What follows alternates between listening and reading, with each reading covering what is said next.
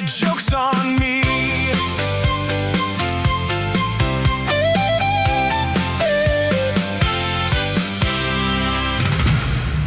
Yes, the joke's on us indeed today.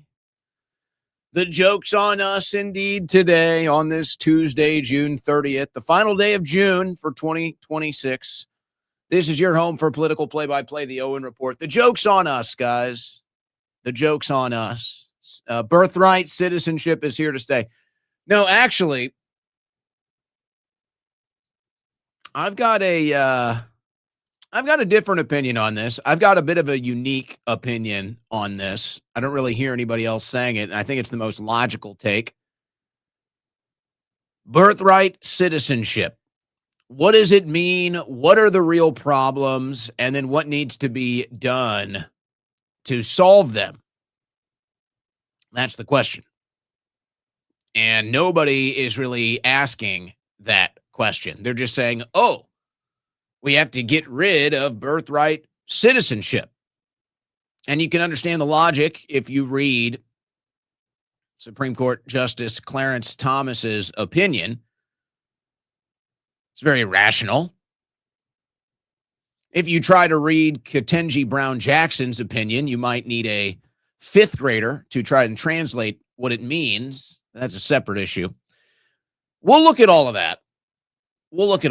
But I think most importantly, there's still a way to solve the problem. Birthright citizenship is not really the problem. So let's actually identify the problem and let's talk about solutions. So that's what we're going to do today. And that's just one. It's part of the clown world when you have to celebrate. Hey guys, it's a victory. Women don't have to compete against men in sports. Wow, we did it. Well, that's a victory today. That's considered a victory today. And I guess it's consistent with the rule that already exists, but transgender men cannot compete in women's sports. You can discriminate. Of course, they're still doing that. That is still happening. But that has nothing to do with the Supreme Court decision today. There was another big decision today, the Kids Act. Now, it still has a ways to go. Many people probably hadn't even heard about this until it cleared the House today. And it's mostly one of those bills where it has a nice name. Oh, the Kids Act.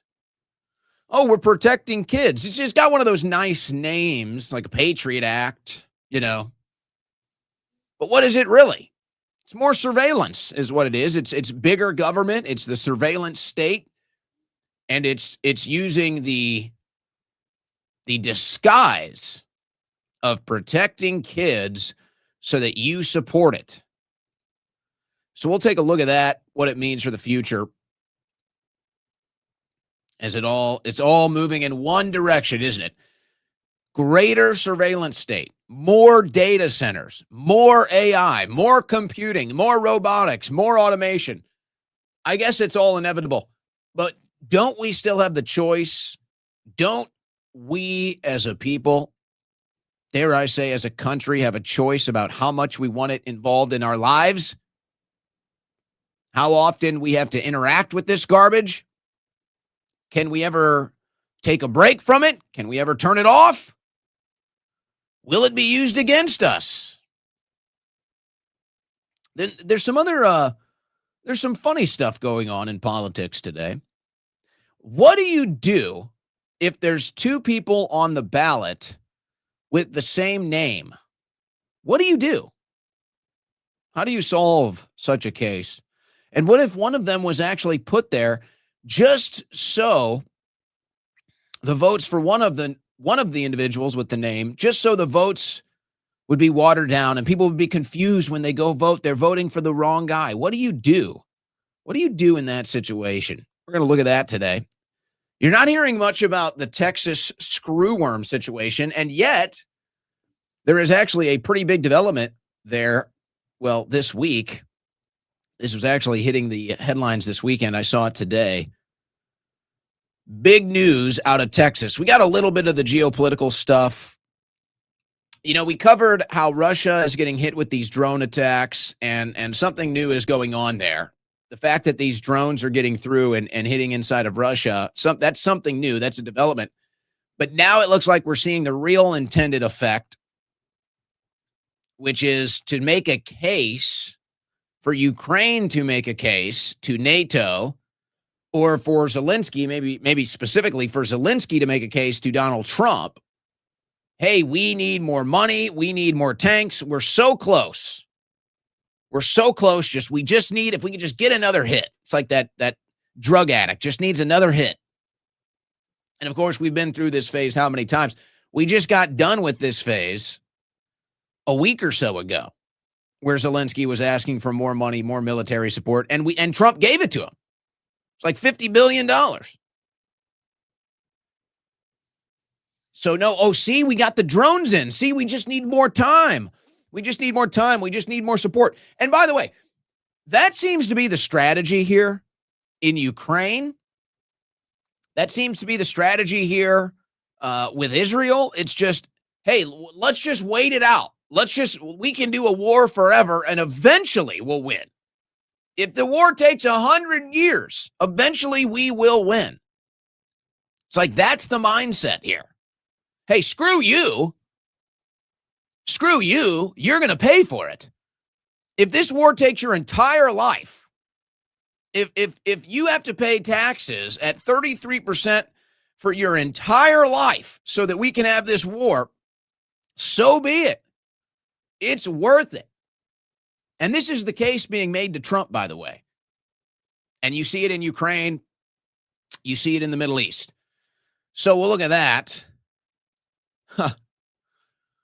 You guys may have noticed Ben Shapiro and the Daily Wire hired a young guy. And this is clearly a tactic, by the way, against well, maybe I'll get into the directionality of it in later in the show when we get to it. Ben Shapiro hires a young guy to do some content for him. And now we kind of see what it was all about, as there's some scandal. I'm really not so concerned. You know, the Democrats bring these kids up. They're like 19, 20, 21 years old. So, okay, the Republicans are going to counter it some way. I'm not so, there's some scandal with him. I don't really care about a scandal. When you're 19 years old, a scandal, is it really even a scandal?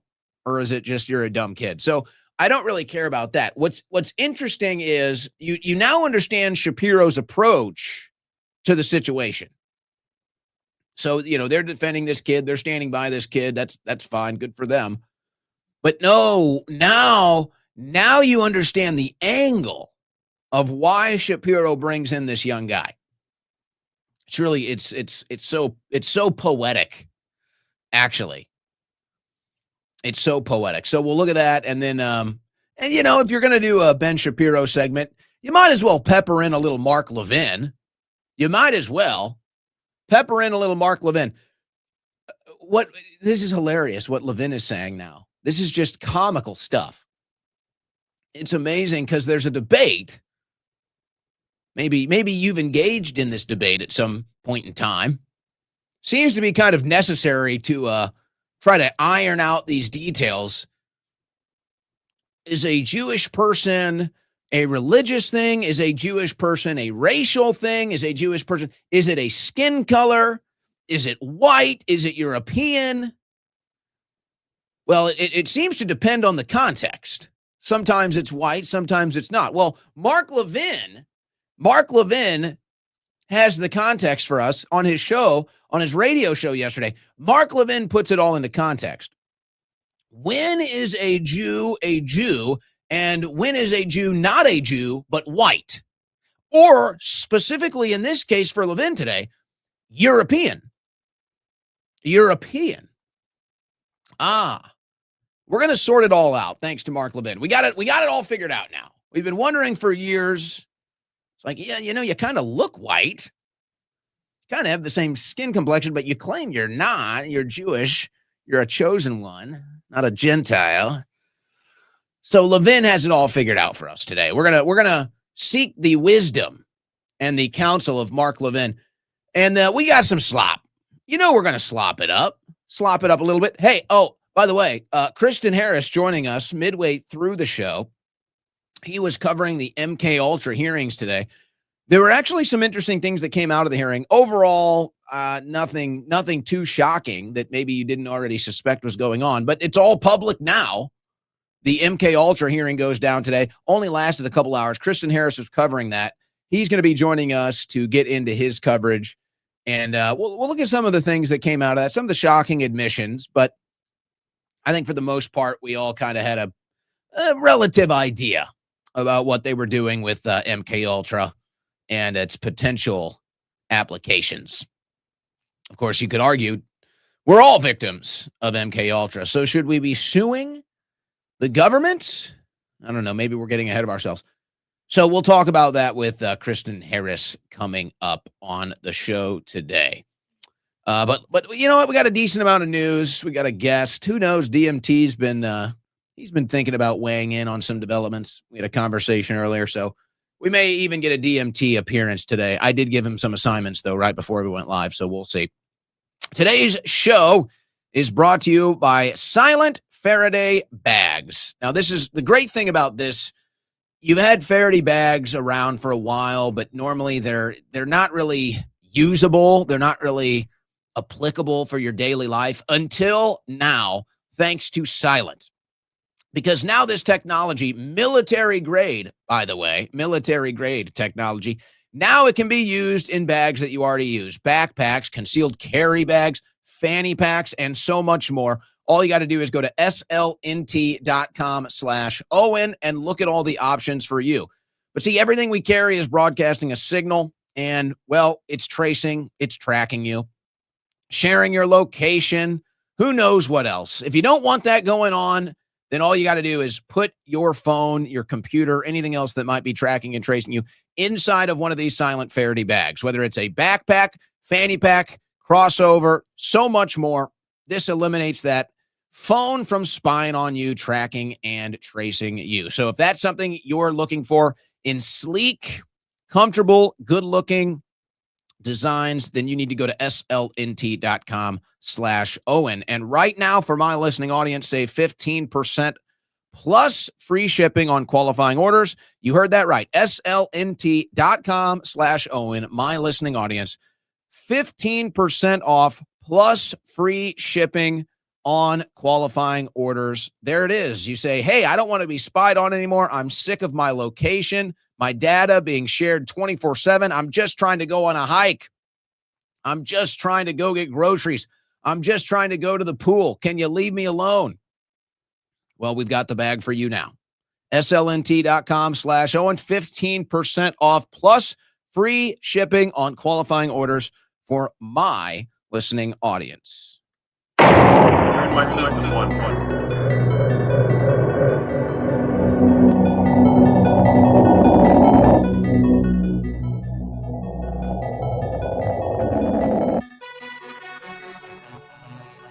On the cutting edge of news and analysis, the Owen Report with Owen Schroyer.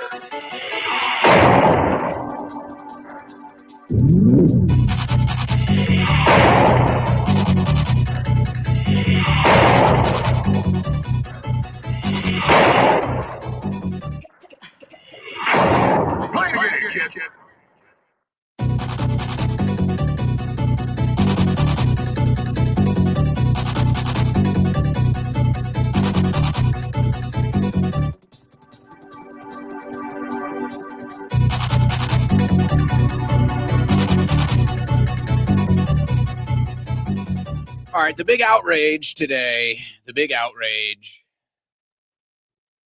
Oh, my. The Supreme Court has rejected Trump on birthright citizenship. This is the big outrage today. Supreme Court rejects Trump's bid to curtail birthright citizenship.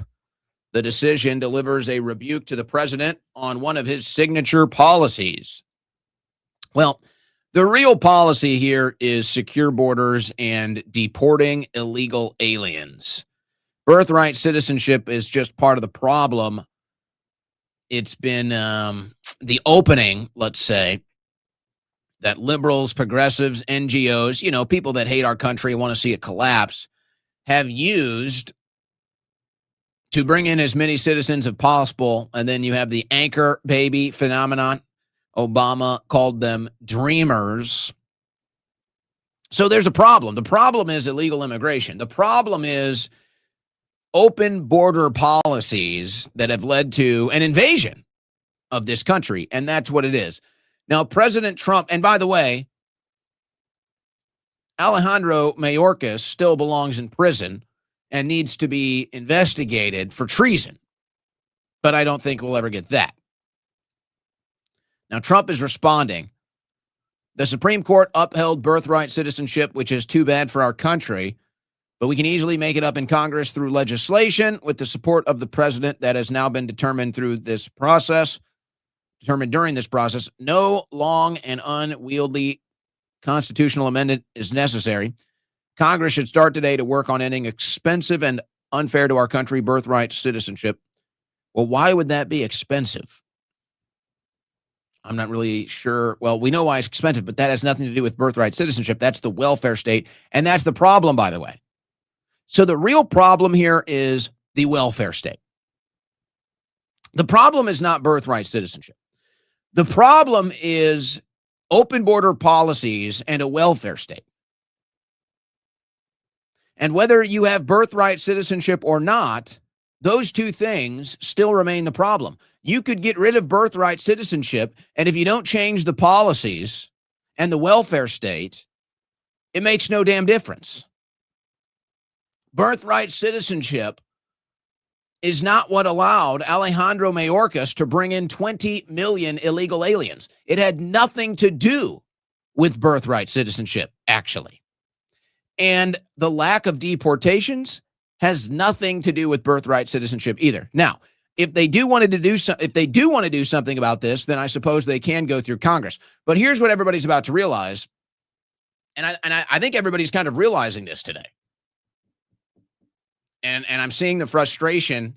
Now, these are people that when you show frustration with Trump, or when you show frustration with the Republican Party and how they treat Thomas Massie or Marjorie Taylor Greene, these are the people that will look at you like there's something wrong with you. Like, hey, well, right? We all got to be on the same team. The Republican Party, we got to be on the same team. And I've got a little bit of this coming up later, too. There's a little instance of this that we're going to get to later. Oh, no. Support the Republicans. Well, now they see the birthright citizenship, and this is all of a sudden they think Republicans are the problem. They're all complaining about Republicans, how they never do anything. It's like, yeah, welcome to the club. Welcome to the show.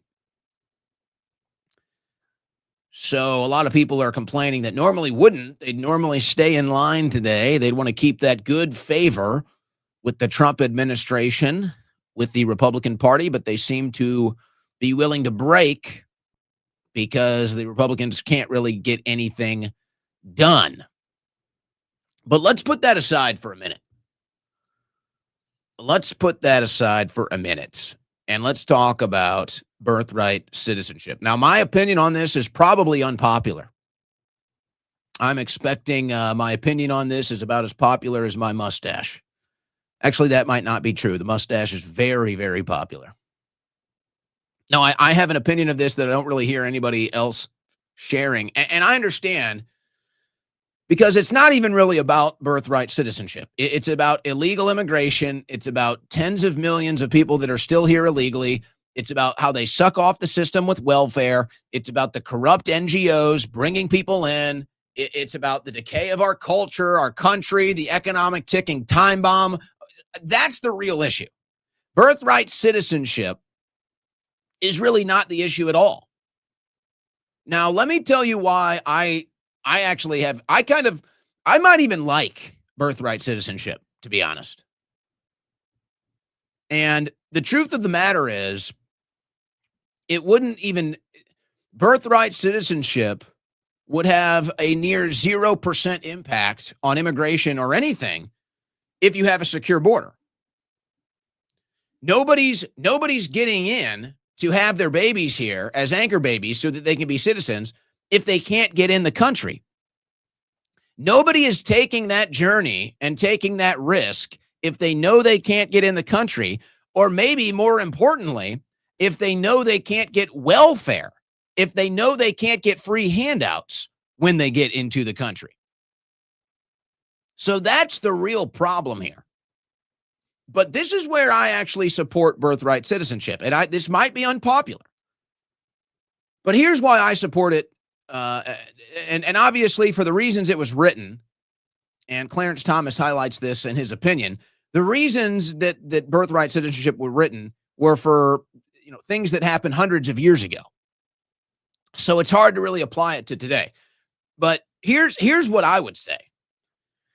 If a woman is willing and able to float on a piece of plywood to get to the United States of America, not because she's looking for a handout, not because she believes there's any welfare, but she just believes in America and this is where she wants to be and she's willing to take a risk. And if she floats here on a piece of driftwood and magically has a baby on the beaches of Florida, I'm sorry, but you know what? Impressive. Impressive. And your kid was born here and immediately touched U.S. soil. I kind of appreciate that. I'm not going to lie.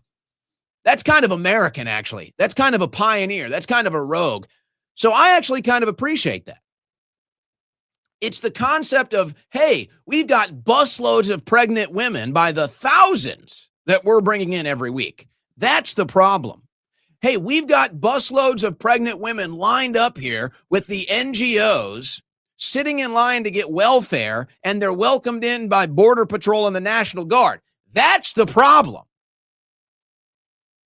It has nothing to do with birthright citizenship. That's just another hook that they use once they get them in here. It should be impossible to get into this country illegally. But I mean, if there is some magical situation where a pregnant woman can travel thousands of miles through the forest, over the oceans, and get to America and boom, has a baby right there on the beach, I'm impressed. That baby is American. And this should happen virtually 0 times. It shouldn't even be an issue because it should never happen because we have secure borders and we don't have a welfare state. So now here's what they're going to do. So now they're going to play tiddlywinks in Congress and they're going to try to figure out, what are we going to do about birthright citizenship? And they're going to sit here and talk about birthright citizenship as if that's the issue. What a waste of time. What a complete and utter distraction. If the Republicans in Congress are serious about this, they will cut off the welfare state. And I guess you could maybe argue that the Trump administration needs to ramp up the deportations. But see, now you get to the real issue. Now you get to the source of frustration today from Republicans, from conservative voters. It's that the Republican Party does nothing. That's the problem. And they'll sit here and they'll bitch and complain and they'll pretend they care and then they do nothing. And hey, it's a big realization time now. There's this big realization time now. This frustration is mounting with the Republicans. The frustration is mounting with the Trump administration. The clock is winding out and you're still in the Middle East and you're not getting mass deportations. And now you're reminded that the Supreme Court justices that Trump picked are stabbing you in the back.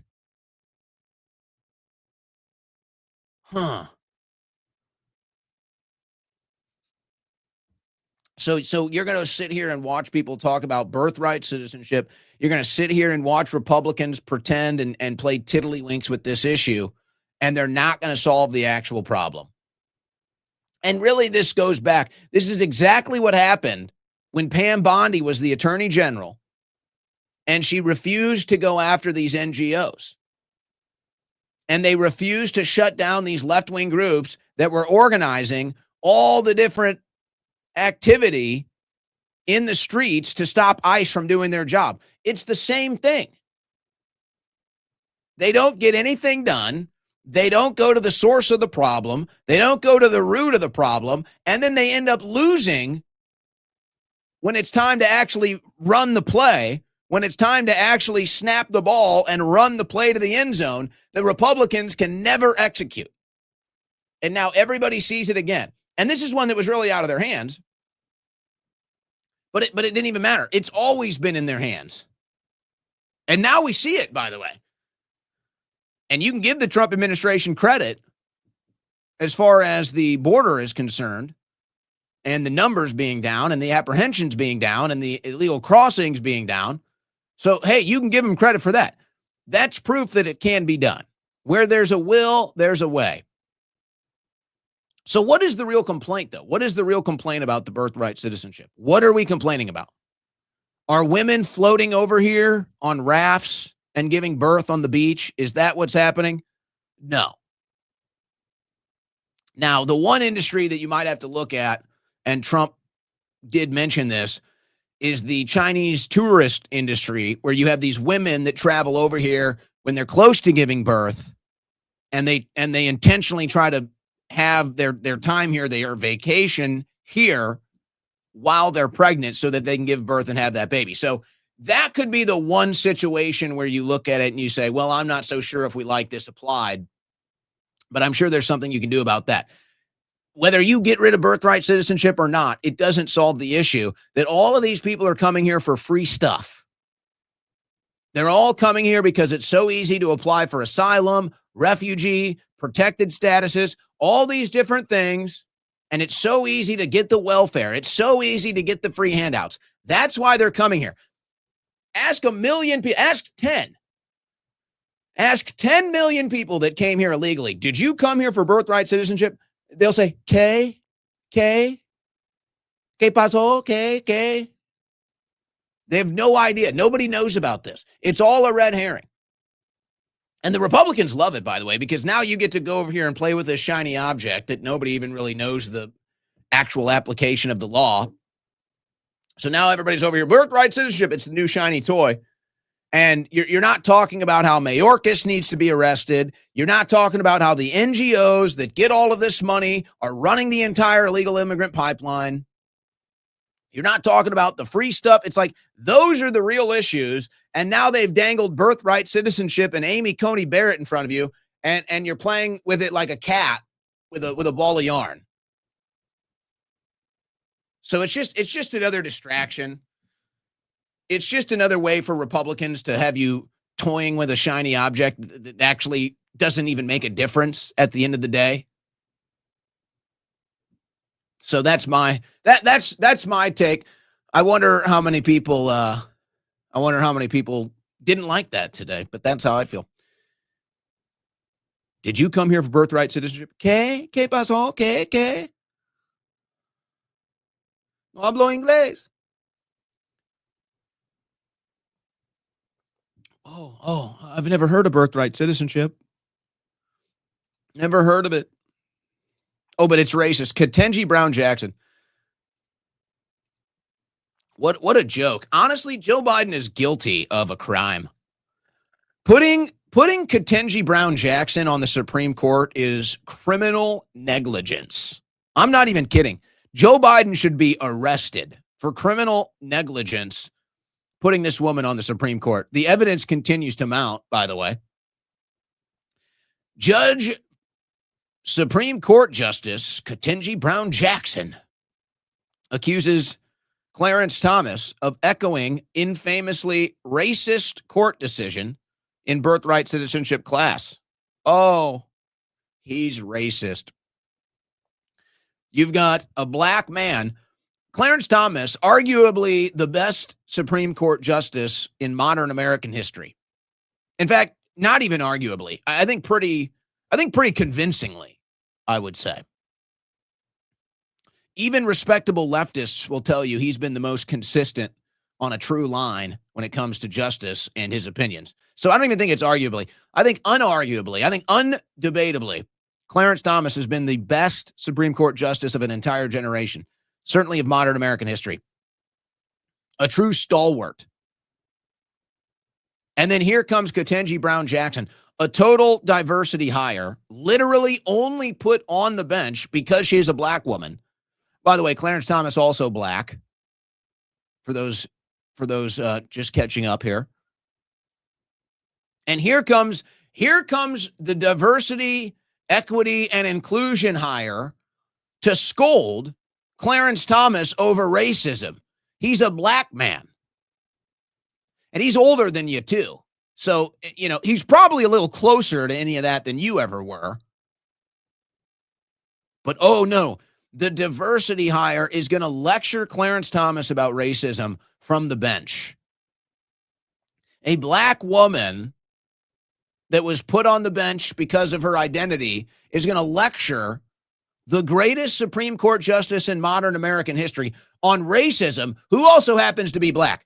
And isn't that the big difference? Like, isn't this the story right here? Clarence Thomas actually belongs on the bench. Clarence Thomas actually earned it. And he has proven himself as deserved. Not you, Judge Brown Jackson. Quite the opposite with you. And yet there you are lecturing him. Isn't this everything that liberalism is? Isn't this everything that diversity, equity, and inclusion is? You give something to somebody that doesn't deserve it, and then they turn around as if that puts them in a position of authority over you. It's the entitlement of it. And we see it all the time. They did the same thing on these college campuses. And they have all of these diversity and equity, and really it's exclusion agendas to exclude white people. And then they'll have buildings and study halls, and they'll say, no whites allowed. And this has been caught on video, by the way. And a white person just wandering around campus, wanders into this room to study. And, one of our modern day women, about 5'6", 250. She's gonna prance on over there, all 250 of her. And she's gonna tell the white guy he can't be here. He's not allowed. Hey, I'm just trying to study. You're not allowed to be here. And there's that entitlement. And it goes, so it's at the college campus. Oh, it's at the Supreme Court too. It's the same entitlement.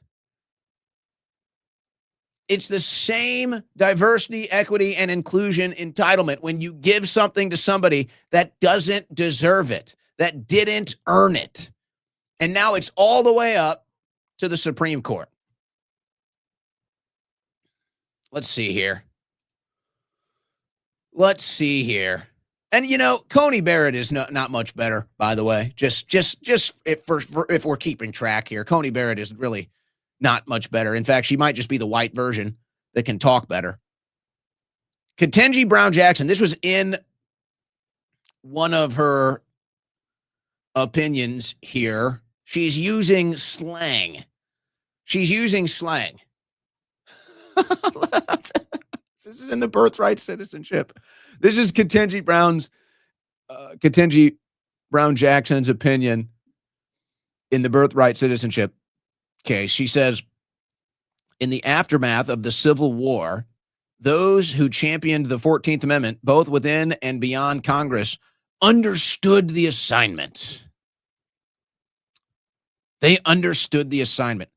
Folks, that's like a slang term of like when you execute something. Understood the assignment. She's using 2026 slang in her Supreme Court justice opinions. This is like something you would hear on a TV commentary panel. No, this is her putting it into her opinion. You understood the assignment. This isn't the first time she's done it, by the way. This one might actually be worse. One time, she put wait for it. She put wait for it in one of her opinions. Instead, to the majority, the power-hungry actors are wait for it, the district courts. What do you mean, wait for it? You're writing. This isn't a play. But see, that's what it is. This is a play. You remember, wasn't it Ketanji Brown Jackson? And they put her on they put her on Broadway. They put her on Broadway. She's up there. She's like 5'0", and she's got this really high-pitched voice. She's up there. She looks like she's some kind of a munchkin person squeaking around the stage. But no, that's who she is. The stage is just the Supreme Court. So it really just shows you how unserious Democrats are to put this woman on the Supreme Court. It's really pathetic. Joe Biden should be held liable for criminal negligence putting this woman on the Supreme Court. Wait for it. Wait for it. What is this, a TikTok video? You understood the assignment. What am I, on Instagram? And remember, too, you know she speaks the most? Ketanji Brown Jackson has been on the Supreme Court for the least amount of time. She's spent the least amount of time on the Supreme Court, and she says the most. If you go look at all the opinions and you break it down, word count, Ketanji Brown Jackson is like 4 times what Clarence Thomas is. It's like Clarence Thomas should be the one speaking the most, if anybody. It's like know your role and shut your mouth. Ever heard of that one before? Because Ketanji Brown Jackson hasn't. Wait for it. You understood the assignment. That wasn't the only one. U.S. Supreme Court rules states can exclude trans athletes from female sports. Justices voted to overturn judgments issued by lower courts in favor of trans students who sued after being barred from competing in West Virginia and Idaho. So really, this is going down to the states, and the Supreme Court is basically just saying, well, it is, it's tough. It's tough. It's tough in the year 2026 to say a woman is a woman. So I guess we got to take the victory here, huh? Thank goodness the Supreme Court recognizes, or at least the majority recognizes, that there is a difference between a woman and a man. And even if you chop that man up, still a man biologically. And no amount of magic or belief can change that. But this doesn't really change anything at the local level because Democrats are still going to have boys competing against girls. It is still happening, by the way. Is there a single greater example of the clown world that we live in? Honestly, is there a, it's like if you had to explain this in 50 years, maybe we get everything back on track. Maybe we get civilization and humanity back on track. It's 50 years. You're explaining to your grandkids, your great grandkids. They say, Grandpa, great grandpa, what was it like? What was it like in the clown world? What was it like in Idiocracy? You say, well, little Johnny, we had grown men competing in sports against women. And they had full beards and big old bulges and everything, little Johnny. No way, great grandpa, no way. Oh yeah, Sonny Jim.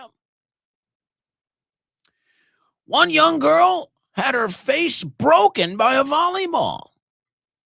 Saw it with my own 2 eyes. Craziest thing. There was a 6'4" man swimming with a giant bulge in her swimsuit. It's a very confusing time, little Jimmy. Very confusing.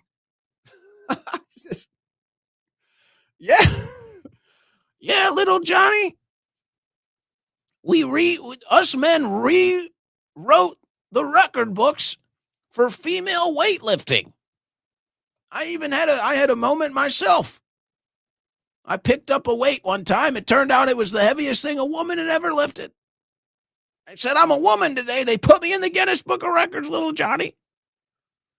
Is there a single better example of the clown world? Whatever about trans people. whatever about trans people. People have been doing weird stuff to themselves forever. I mean, hell, look at me.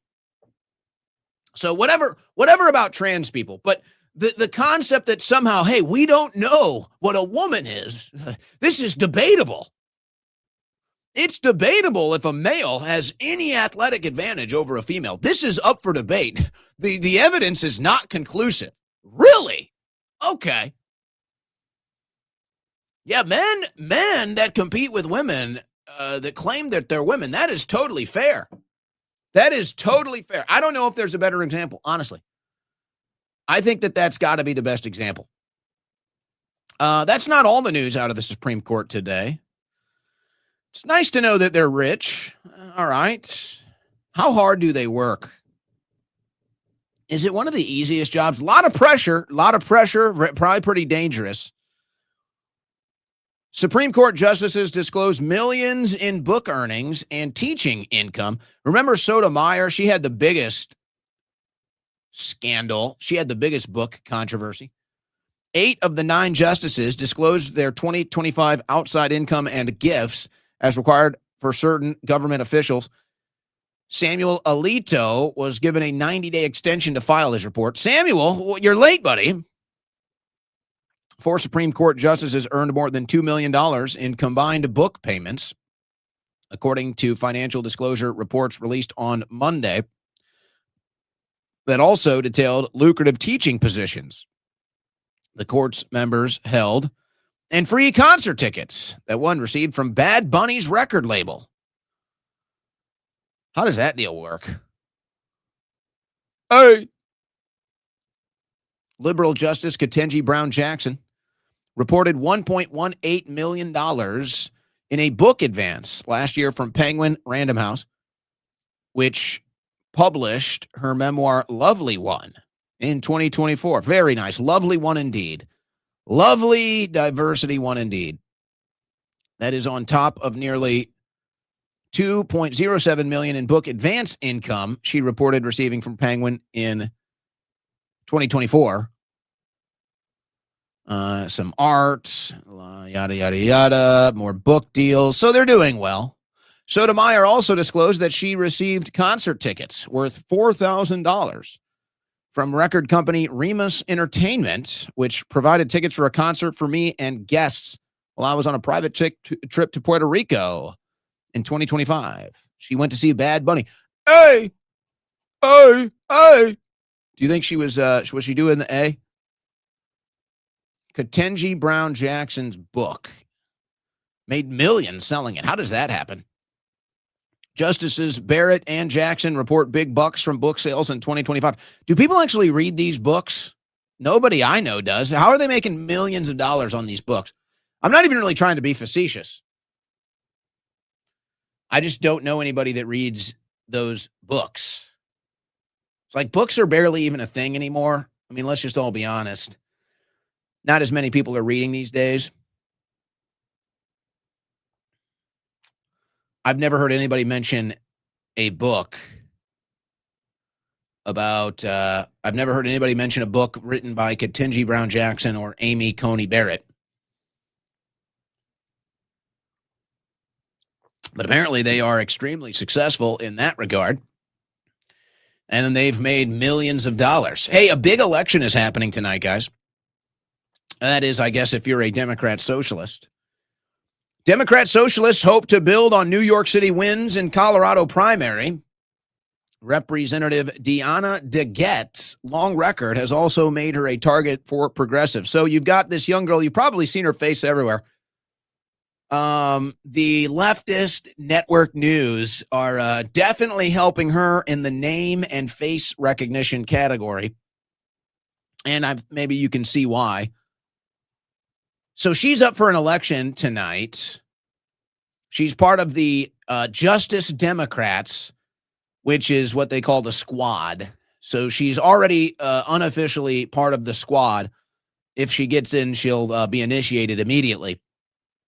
Now, DeGette has been in office for, I believe, 15 years.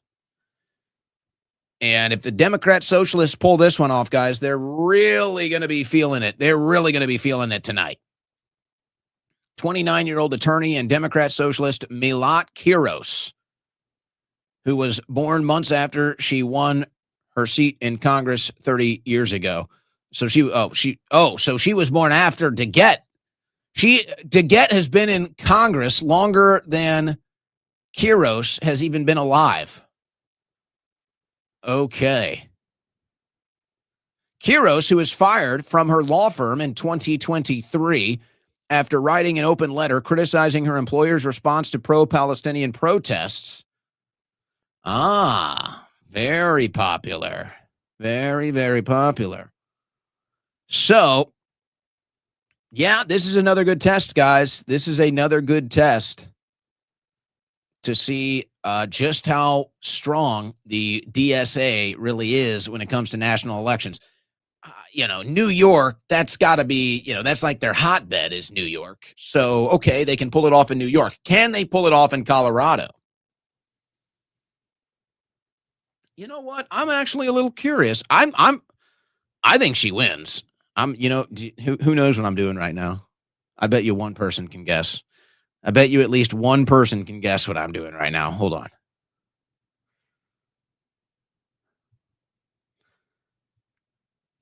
No, I can't make I'd like to make a wager, please. Hi, I would like to make a wager on Kiros. So many damn elections coming up. I can't even find it. And I got to do it. I got to do it before it's too late here. They're going to close the poll soon. This could take me a minute. I think she wins. I think she wins the primary. I think she wins the midterm.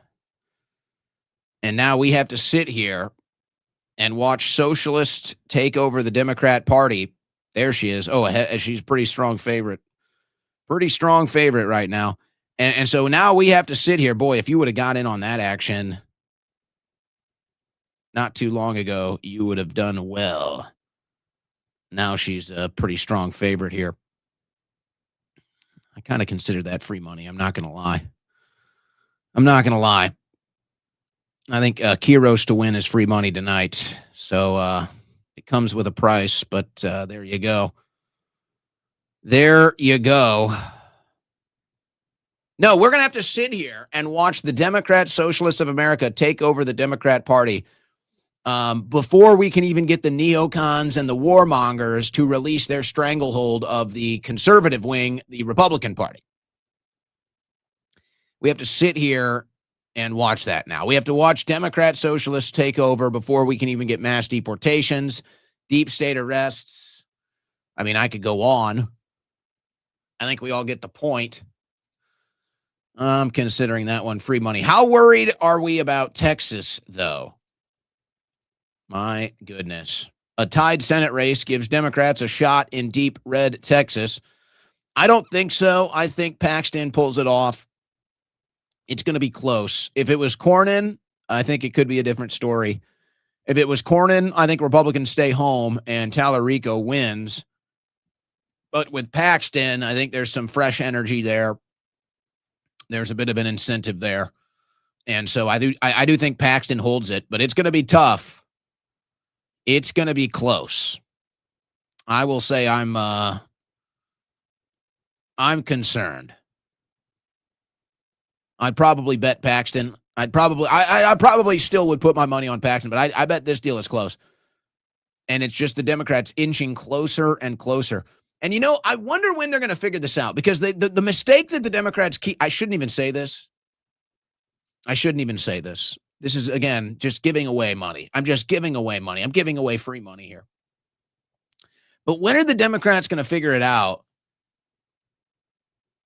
You can't run these like foppish soy boy beta twigs and win. It's like, especially right now, Republicans are down. Disenfranchisement amongst Republican voters is like at an all-time high. If there's a time to strike in Texas, it'd be now. And what do? They give you another beta boy. They give you another soy boy who talks about how much he loves trans kids, and it's like, maybe he's gay. He doesn't know. He could be gay. I don't know. Vote for me if I'm gay.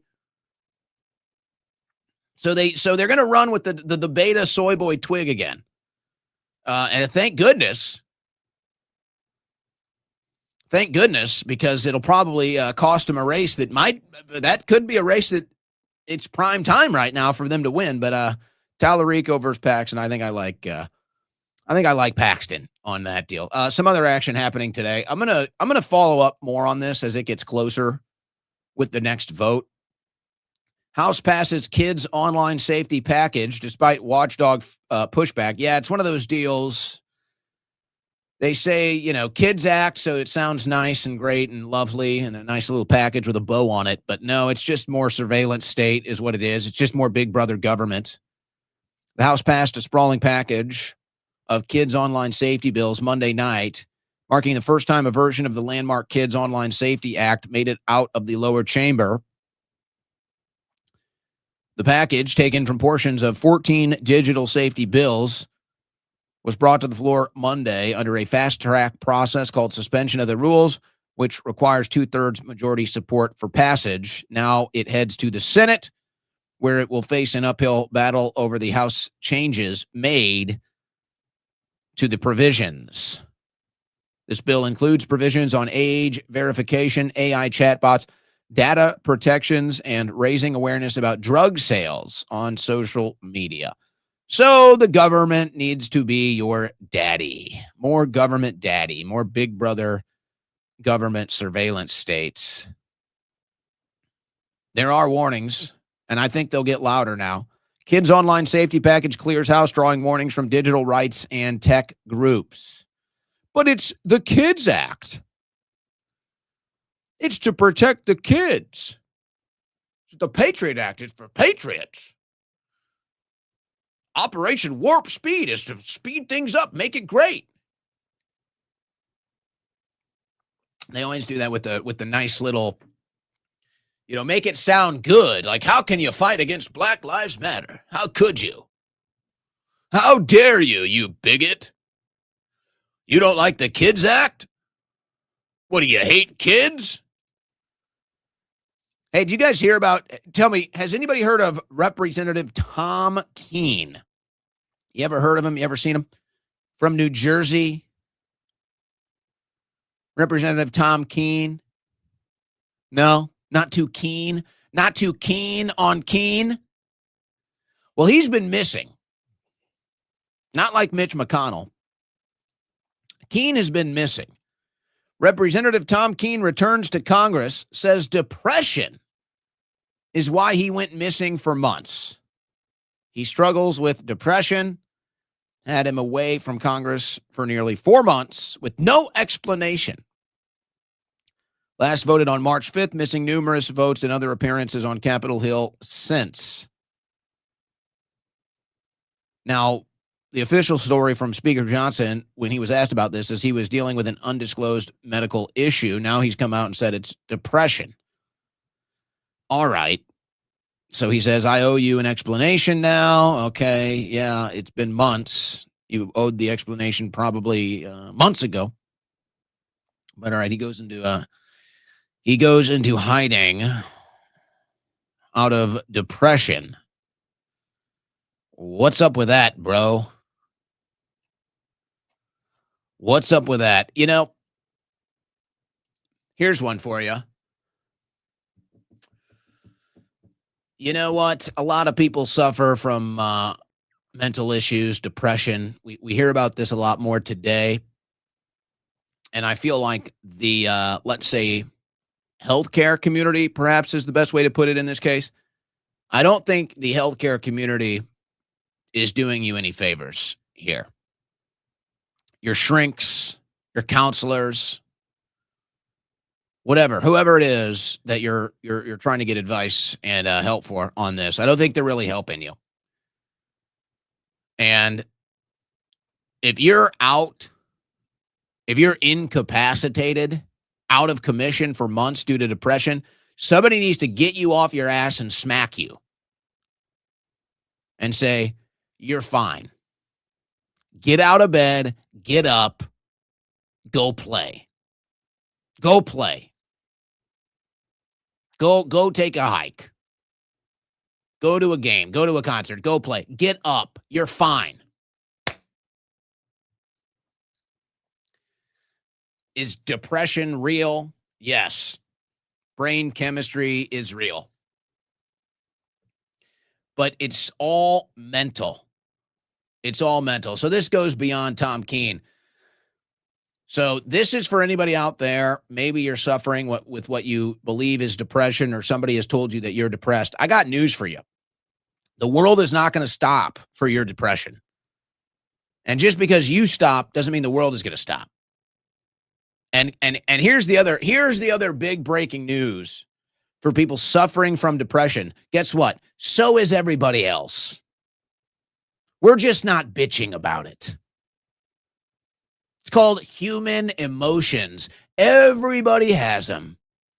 We just tend to deal with them differently.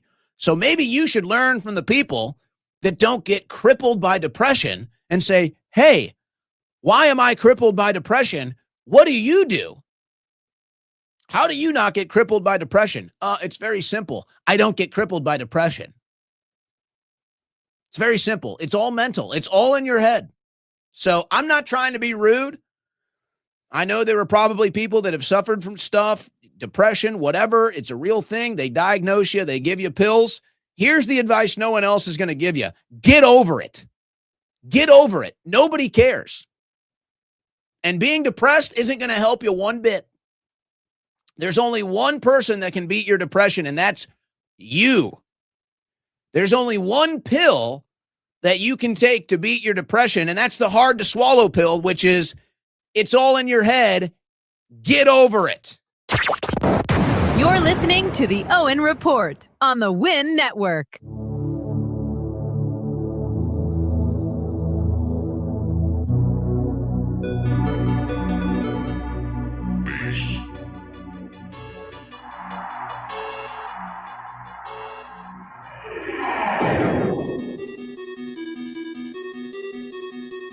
No, que stop this.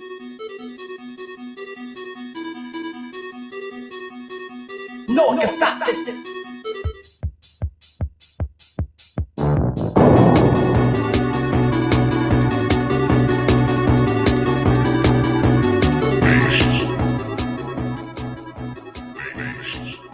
No, que stop this.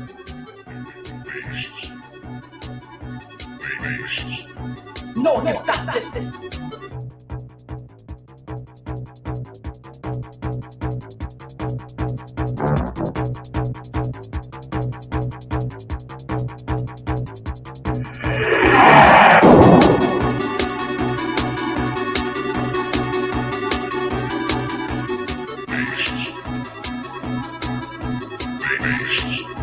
No, que stop this.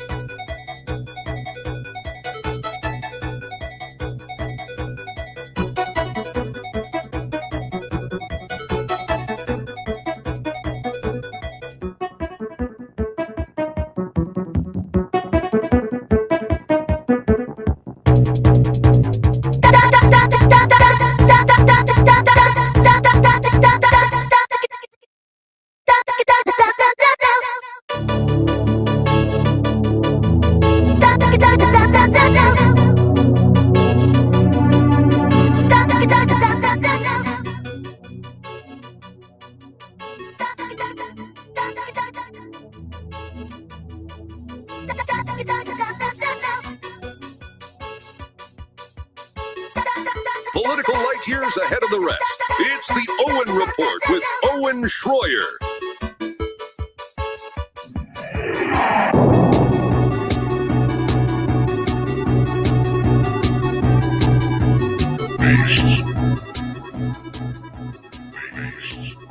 No te saltes.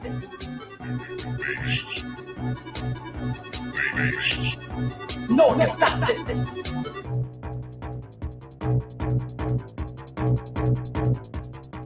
All right, you may recall Thomas Massey was trying to stop that provision in the NDAA that basically merged the United States and Israel's militaries. And they were basically, the pitch was, oh, it's just a tech merger. It's just so we can, share tech innovation and be connected at the tip with tech. It's like, oh, it's no big deal. Really, the more applicable explanation would be we were basically merging bank accounts. It was basically a military marriage without a prenup. And so instead of you controlling the debit card when you guys go out to dinner, now she has her own debit card. And so that's really the more accurate description. But would you be shocked that the AIPAC-controlled Congress shut it down? Shocking. Who could have seen it coming? The Israel-controlled Congress stopped Israel from getting direct access to our bank accounts. Or, I'm sorry, stopped us from stopping Israel from getting direct access to our bank accounts. Israel defense provision blocked from House vote despite bipartisan push. Congress blocked a bipartisan amendment to remove a provision expanding U.S.-Israel defense integration, preventing a recorded House vote. Defense integration. You mean more like Israel gets access to our bank account. It becomes their bank account. Now, so of course, this is not any evidence of the proof.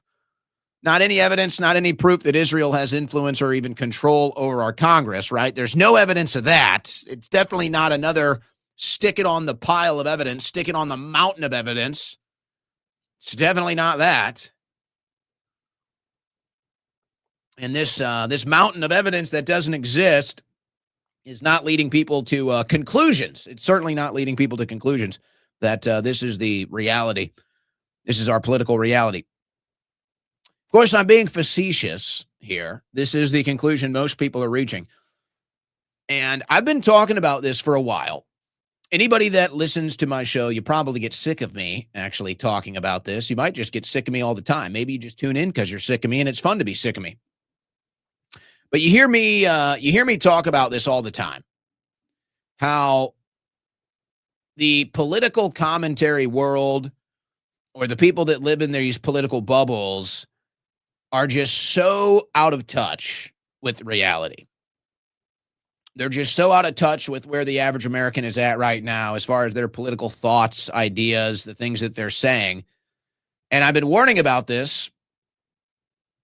I've been warning about this gap, and I've been trying to explain to people, and we'll use Candace Owens in this example because I've got that's the example I'm going to use today. And I've been explaining to people, think whatever you want about Candace, and then you can watch what the establishment political world and commentators are all saying about Candace, but you need to realize that it is the opposite of the reality. Candace is more popular than ever.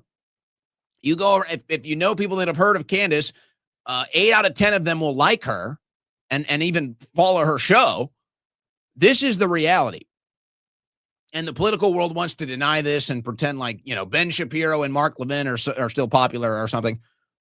It's like, no, they're extremely unpopular. Candace Owens is very popular. And when it comes to the Charlie Kirk coverage, again, this was a warning I was making. Don't be mad at Candace Owens if she's able to convince people of something that the FBI cannot. That's not Candace Owens' fault. If Candace Owens can make a more compelling case than the FBI in the assassination of Charlie Kirk, then I'm sorry, but that's the FBI's fault. That's the FBI's problem. Now, why am I bringing this up? There's a show that continues to get popular, and it's actually based out of Austin. The host of the show is named Caleb Hammer.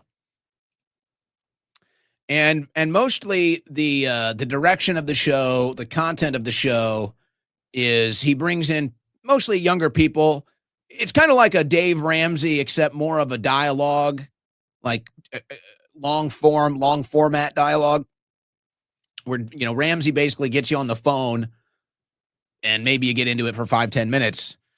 Caleb Hammer has people in studio and they'll go on for, you know, hours potentially talking about different financial situations, and he asks them the questions. And so, okay.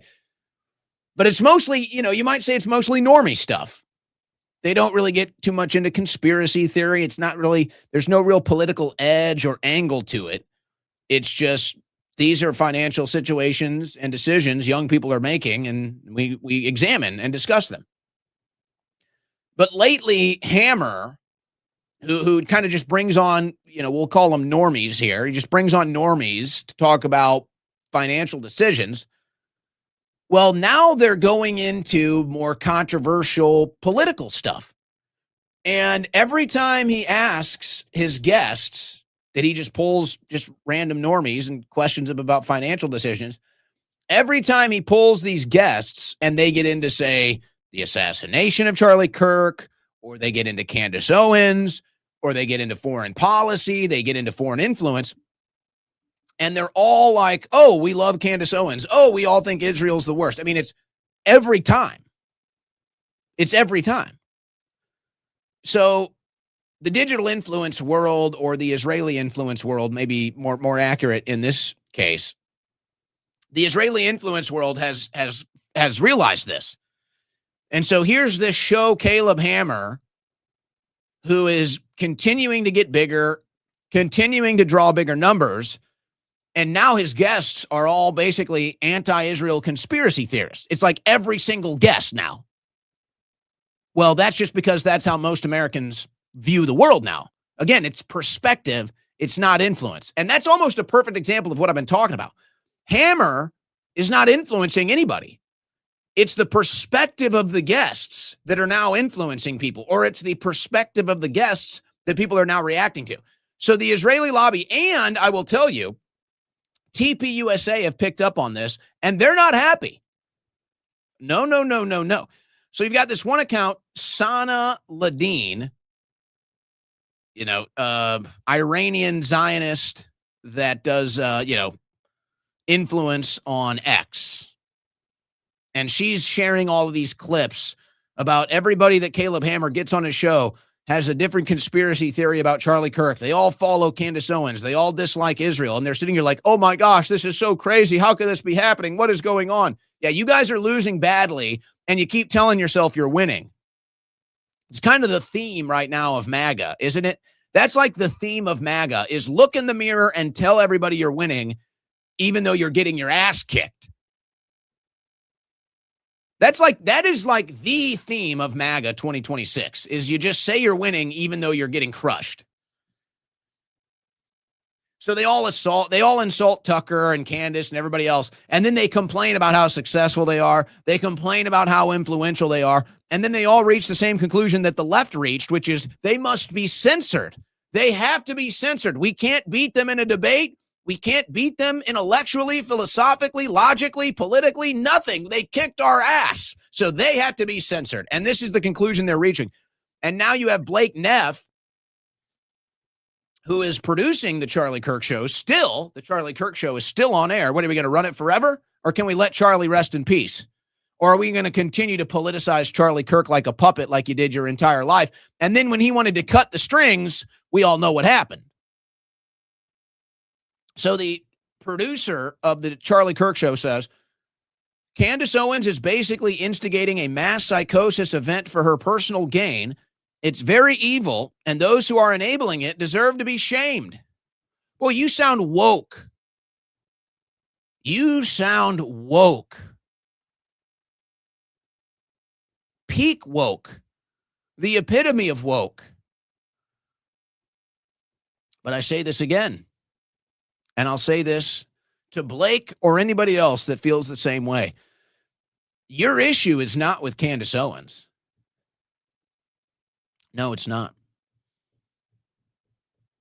Because if it was, then you would simply beat her.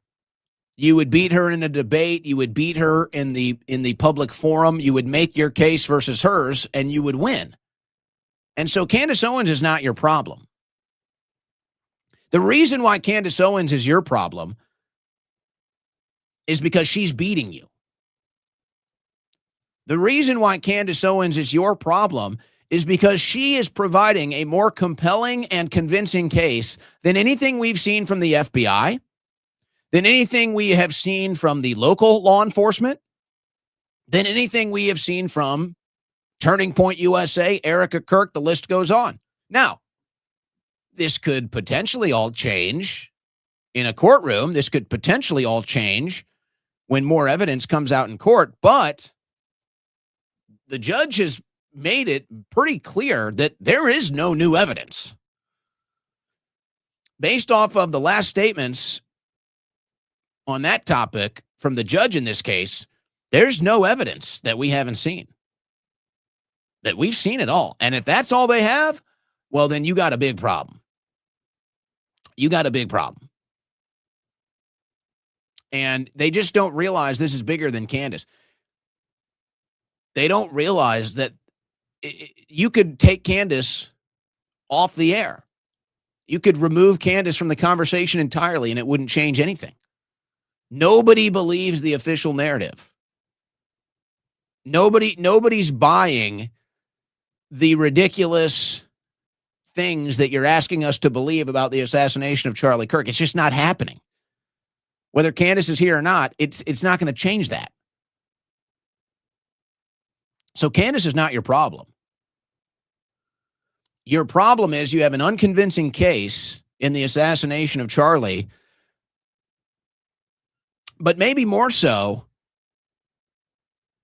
the commitment to stick to the official narrative, the commitment to sell the official narrative that is so nonsensical, if not even impossible, has become increasingly suspicious even. That's your problem. And it has nothing to do with Candace Owens. So then there's Mark Levin. Oh, boy. I'm trying to figure this one out. You know, maybe we've been confused on this for a long time. Are Jewish people white? Are they Arab? What are they? We're told that Jewish people are a special kind of people. That's a religious people, but it's also an ethnicity. It's a race of people.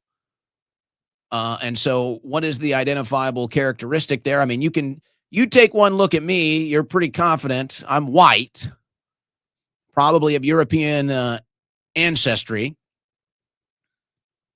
You can look at, a black person and reach some conclusions, Hispanic, Latina person, reach some conclusions. It's like, okay. But, Jews are different. It's a race and it's a religion. And then you kind of intertwine the two, and then it's used as a weapon politically. That there's, because of this status, that it's a privileged status. But at times they want to make it very distinctual that, Jews are not white. They get upset. At times they get very angry, even if you say that Jews are white. Now, I don't know what that's about. I mean, you take one look at Mark Levin, he's white. I mean, that's a white guy. He can claim to be Jewish. I guarantee you his ancestry is probably Eastern European, like most modern-day Israelis, by the way. Most modern-day Israelis look more white, look more European than Arab.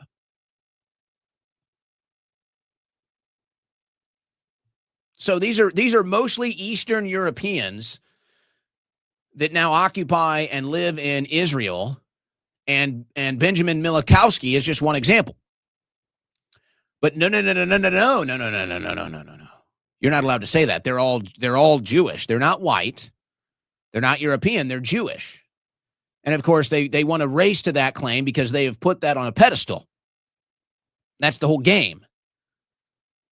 Is you say, hey, it's really a caste system, except it's just Jews and then everybody else. So it's Jews on top and then it's everybody else. But that's why they don't want to be considered white, because in their religious caste system, if you're white, if you're Gentile, you're a other, you're a beneath. Whereas if you're Jewish, you're an above, you are significant. And so that's the belief here. But it's funny, Mark Levin on his radio show now. So when is a Jewish person white, and when is a Jewish person Jewish? And what are we talking about? So I guess you can be Jewish in faith but be white. Can you be Jewish in race and not be Jewish in faith? Mark Levin is telling his audience that Karl Marx and Herbert Marcuse are white. He says they're Europeans. He says they're Germans. Now, of course, both of them are famous Jews. Both of them are very famously Jewish individuals. But in this case, Mark Levin says they're Europeans. Mark Levin says they're not Jews. They're Germans. Well, how can that be? Marx and others. Marcuse. German. It's not Americanism. So now Karl Marx and Herbert Marcuse are Europeans and German, and magically they're not Jewish. Amazing. How does that work exactly? So if they're good guys and they're Jewish, then they're Jewish. If they're bad guys and they're Jewish, then they're white. Ah, I see. I get it. So only Jews that are in good standing with, I guess, the Jewish community, the Neocon community. I don't know how you want to build these boundaries out, but so a Jewish person is a Jew as long as they're in good standing. But if you're Karl Marx and you're Jewish, you're actually not Jewish. Then you're actually white because you're a bad guy and a communist. I see. Got you. That's okay. That's how it works. Just trying to get an understanding of it all. But here, let me give you a little understanding here. Allie Beth Stuckey. Seems like a nice person, probably is. I've never understood how she has a career in the media, though. I've got to tell you. I don't know how anybody follows her. I don't know what she brings to the table. I don't get it. But anyway, she's attacking Tucker Carlson. Okay. Allie Beth Stuckey calls out Tucker Carlson and other right-wing podcasters for peddling Israel derangement syndrome, scapegoating Jews, and whitewashing radical Islam. Now, there's an interesting thing that happens in this segment.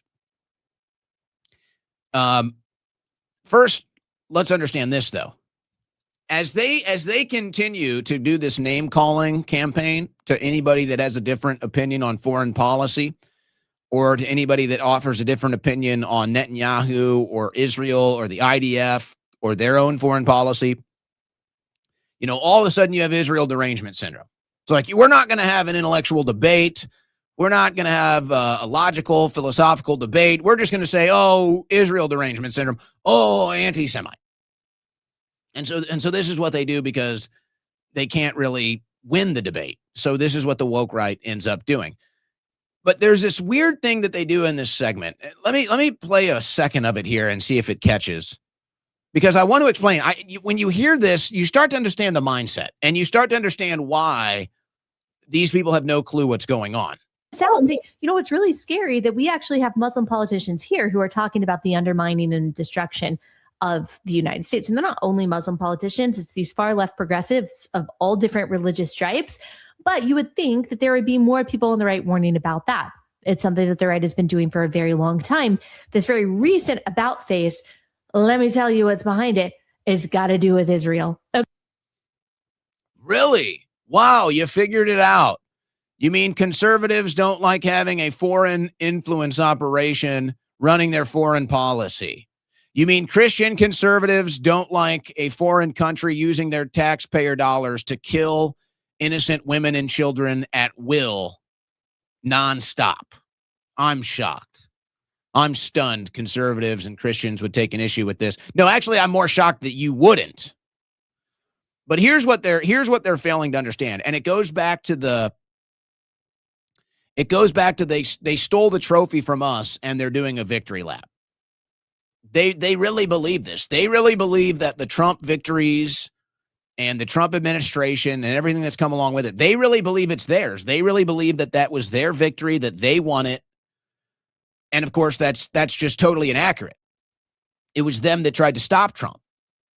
Stuckey works for the Blaze that ran anti-Trump content for entire year before Trump won the nomination.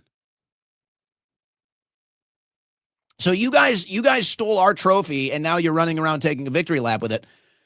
And you're like, well, we this and we that. You guys don't get it. There is no we. You are not the we here. You guys are the outsiders. You guys are the bandwagoners. And they sit here and they say, we as right-wingers, we as Republicans, we as conservatives, we're not doing enough about this and that. What we are you talking about? There is no we. You guys seem to think there's a we because you stole the trophy and you're doing victory laps with it. There is no we. We are the we. You know, the Tucker Carlsons of the world, the Candace Owens of the world. We are the we. Not you.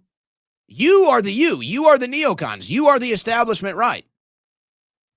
You are the never Trumpers. There is no we. And so they do this thing. They're like, we this, we that. I don't know why we. There is no we. They seem to think there's this we. They ripped the trophy out of our hands, and now they're running around. It's like Will Ferrell streaking. We're going streaking. They're behind me in where'd they go? It's like that's MAGA right now. They're streaking through the National Mall. We're going streaking. And no, there is no we. You're all alone. They turn around, there's nobody there. It's like, I don't understand. Why aren't people following us? I don't understand. Why aren't we having influence? I don't understand. Why is Candace Owens more popular? Why is Tucker Carlson more popular? I don't get it. Why are we doing that? There is no we. You're not the we. You're the you. Not the we, you're the you. We have broken because we have been betrayed. We have been lied to, and we're remaining consistent as far as policy and principle is concerned. We're the we. We left, by the way. So now it's just you again. So now it's just you. There is no we, and you think we're going streaking through the forum, and you turn around and there's no we. There's no we. And yeah, I guess you're starting to get it, huh? It is about Israel. It is about Israel. And it's not very popular either. And yet you continue to ram it down our throats. And when we won't take it, you say, well, why aren't we winning? Because you guys are putting foreign interest and foreign countries over our own. It's really that simple. So there is no we. And if you do want there to be a we, maybe go to Tel Aviv. But you know what? You might not find a we there either. Actually. And I wanted to read this one comment because it's totally right. And this is the cycle that we continue to go through. If you are a right-winger, when are we going to stop pretending all the right-wing influencers that people like Ali are trying to exile from the right are only doing it over one topic, and that is Israel? See, and this is the bingo moment. And they sit here and they say, oh, you have Israel derangement syndrome. And then meanwhile, they're trying to merge our military with Israel.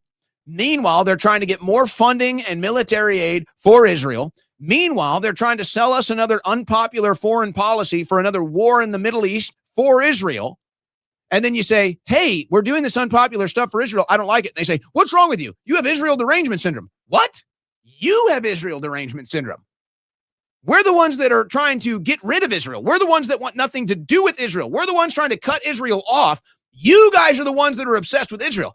What you have is Stockholm syndrome. You guys have Stockholm syndrome with Israel. You have Israel derangement syndrome. But imagine being it's like total Twilight Zone. They sit here and they defend Israel's interest harder than they defend America's interest. And then they say, what's wrong with you and your Israel derangement syndrome? We're like, what? You just did an entire month of content trying to sell the American people another war for Israel, and you're saying we have Israel derangement syndrome? And then they think there's a we that's not there. And that, of course, is what this is all about. That is, of course, what this is all about. It's the right wing that is controlled by the Zionist lobby or money that wants to keep the right wing on the Zionist platform, that want to keep Israel benefiting from our foreign policy. And everybody can see it now. It's never been more obvious. And we've all left them. And they just can't figure it out yet. They just have no idea. But they're always behind on everything, so I guess we shouldn't be that surprised. So then there's Shapiro, and you may have seen he hires this young kid, and it seems like it's right out of the what is the owner's name? I can't believe I'm forgetting the owner of the Patriots' name. Robert Kraft. It's like the Robert Kraft Blue Square thing, where the Zionists are trying to pit black Americans and Jewish Americans against white people. It's like when they ran that ad during the Super Bowl, and they had the Jewish kid who's apparently getting picked on, and then the black guy stands up. He's like, I get it. It's like me and you in this together against the dirty whiteys. It's like, yeah, me and you, the Jews and the blacks versus those evil whites. It's like, that's the propaganda they're selling. So Ben Shapiro, I think, leaning into that, goes out and hires a young black American. And you may have been seeing some of this stuff. His name is Matt Nuclear. Now, look, he's a 19-year-old kid. You know, whatever. The left hires these, the left brings about these young kids too, these teenagers, and they kind of use them for social media influence. So whatever. I don't really care too much about the kid. And I guess there's some scandal too, where his AI chatbot conversations got leaked or something. It's like, I don't really care. You're a teenager, a scandal. It's like, whatever. What I find interesting, it's Ben Shapiro definitely did this to lean into the, hey, you know, we've incited all of this anti-white hatred in the black community. Now let's try to merge that with Jewish Americans, and let's try to empower ourselves against the white Americans. So they bring in this kid. Now, there's a story from Will Sommer about this with the Bulwark. Ben Shapiro hired a debater to fight groypers. It backfired badly. Now, here's what's so ironic about this story. Ben Shapiro won't debate himself. So Ben has to go out and hire a 19-year-old kid to debate for him. Ben Shapiro is so scared to debate Nick Fuentes or groypers in general that he's hiring a 19-year-old kid to do the debating for him.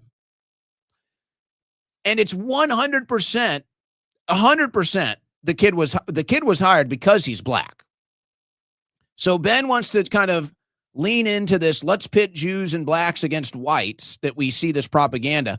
But he also, and do not doubt this for a second, ladies and gentlemen, he wants the groypers to come after him for being black.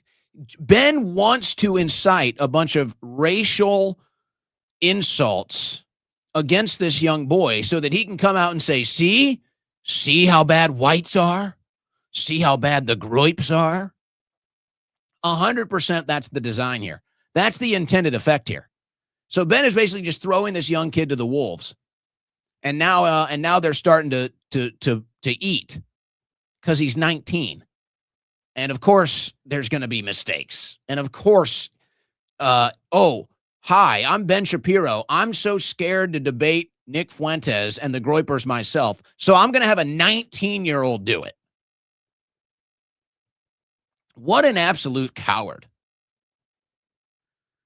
What an absolute coward Ben Shapiro is. He's so scared to debate. You know, this is the big debate guy. This is the big right-wing debate guy. And he's so scared to debate that he hires a teenager to do the debating for him. What a coward. What a coward. All right. Well, guys, it's almost the end of Pride Month. It's been a relatively quiet Pride Month. You're wishing you could have got more out of it, maybe. You're thinking there had to be something else. There's something left in this Pride Month. I haven't gotten it all. I haven't gotten all my money's worth yet. And you'd be right. You'd be right, because you did not get this exclusive message from AIPAC. AIPAC, that's right, has a closing message for you this Pride Month. My name is Jonathan El-Houri. I'm 34 years old. I'm an analyst about Israeli-Lebanese relations, and I'm part of the LGBTQ plus community. I'm Christian. I'm Lebanese, Israeli. You can say all of these things together. It wasn't easy coming out of the closet at the age of 21 because I grew up in this conservative religious family. I come from 14 generations of priests in my family, grew up in the church all of my life. But at the end of the day, I kind of opened the Bible and like, God loves everyone. We're all God's children. And that's kind of what kept me on moving on, accepting myself. More than ever, we need to be united for love. The LGBTQ plus community in Israel is very much, you can say, a family. They support each other. They help each other. We have a lot of advancement in the LGBTQ plus rights here in Israel. When you're married, it's recognized by the state. When you adopt a child or have surrogacy, it's recognized by the state that you both are the parents. The movement here in Israel learned a lot from the American civil rights movement. The connection is very much important because we believe in the same values of freedom, of being able to be who you are, and also to support communities that are not very well. What's with the cross, by the way? What's with the cross? Oh, now that he's gay and he's doing gay propaganda for AIPAC, now all of a sudden he wears a cross? Notice that? Normally it's the Star of David. Whoa, but now that it's gay, it's a cross. Now it's Christian. Now it's gay. I mean, this is such overwhelming propaganda and insults to Christians. It's unbelievable. They're just smacking you in the face with this. How do you feel, conservatives? Israel controls your entire party. Israel controls the Republican Party, ladies and gentlemen. And here they are mocking you for being Christian. And here they are shoving it in your face that they are the ones that brought in the LGBTQ plus movement. The same values of freedom, of being able to be who you are, and also to support communities that are not very well able to support themselves. America today is the leader of the free world, all across the world. And Israel today, I see it as the leader of the free world or the free people in the Middle East. Because at the end of the day, we need to be that example for other nations and other people to go and follow in our footsteps. Yes. There it is. Beautiful. You had to get it. You had to get it. Before we finish Pride Month, we had to remind you of AIPAC and Israel's pride. For you, Republicans, specifically for you. Specifically for you, conservatives. Specifically for you, Christians. Isn't that nice? Just rubbing it in your face. Here's a fun one. Alaska Supreme Court orders a spot on the ballot for second Dan Sullivan. So there's a Dan Sullivan running for office. And this second Dan Sullivan pops up. You have the incumbent senator, Republican, state senator Dan Sullivan. And then you have somebody running against him named Dan Sullivan. And they did an investigation because they thought, well, this is a fake candidate. This is somebody running this candidate so that it will dilute the vote and Dan Sullivan will lose. Two Dan Sullivans to appear on Alaska Senate ballot. State High Court rules. Republicans had sought the removal of a little-known candidate with the same name as the incumbent senator, arguing that he was not a good faith candidate. Yeah, I'd say that's a fair argument. I'd say that's a fair case, but they're going to keep him on there.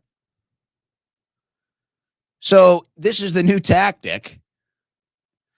You find somebody out there with the same name as your opponent, and then you run them.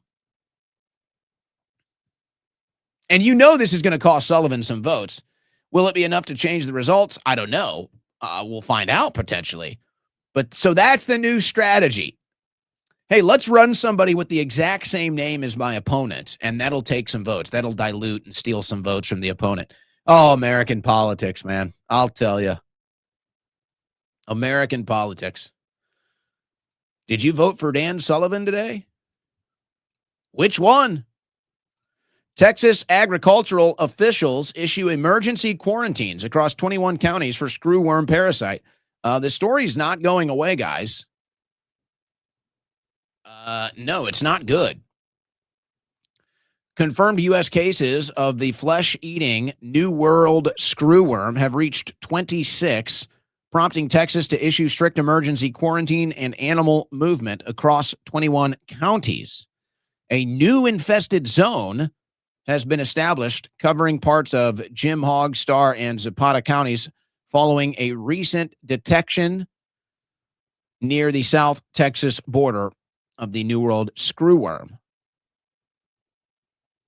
So it kind of went silent in the news, but now the cases continue to rise, the number of cases, and now there's new policy here to try to stop it from spreading.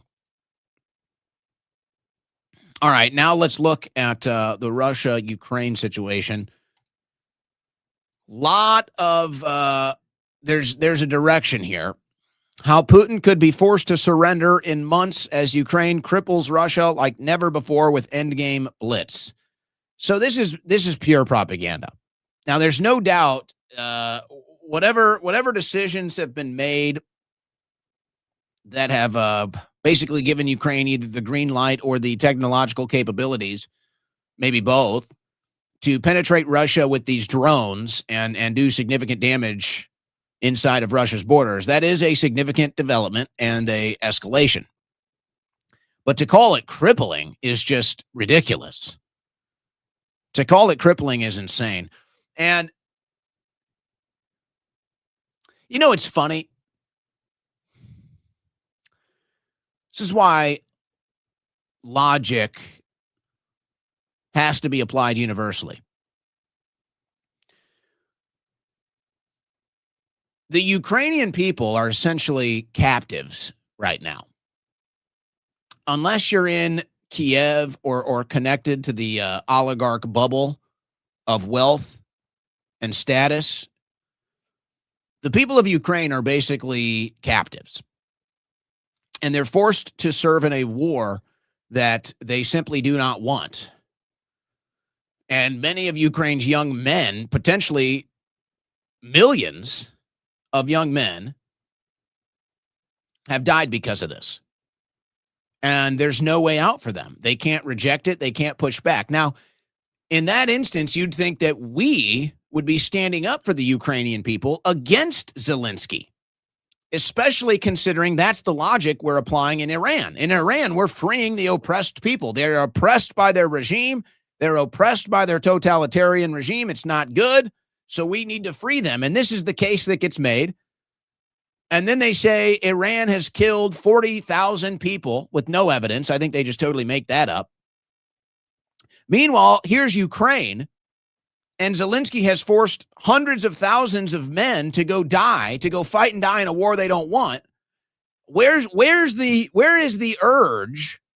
Where is the call to advocacy here to support the poor Ukrainian people that are captured by the military-industrial complex, the vassal state, the client state of it in Ukraine, being pushed into the slaughterhouse?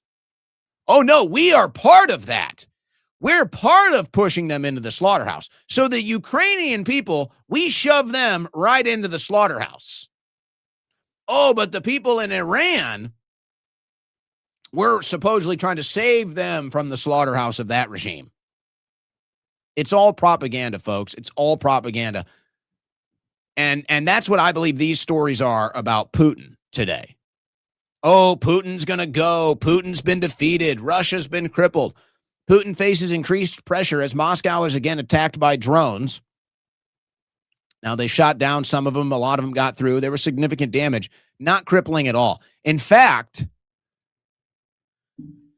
In fact, you could argue right now in Russia that Putin has more support than he has at any point of this war. And while the drone attacks have certainly done their damage, no doubt, maybe even reputationally to Vladimir Putin, but significant damage, physical damage to Russia, to the interior, it's actually increased support for Putin. The Russian people now want Putin to finish this war. There has never been more support for Vladimir Putin to finish this war and to actually go in there and do what Russia can do.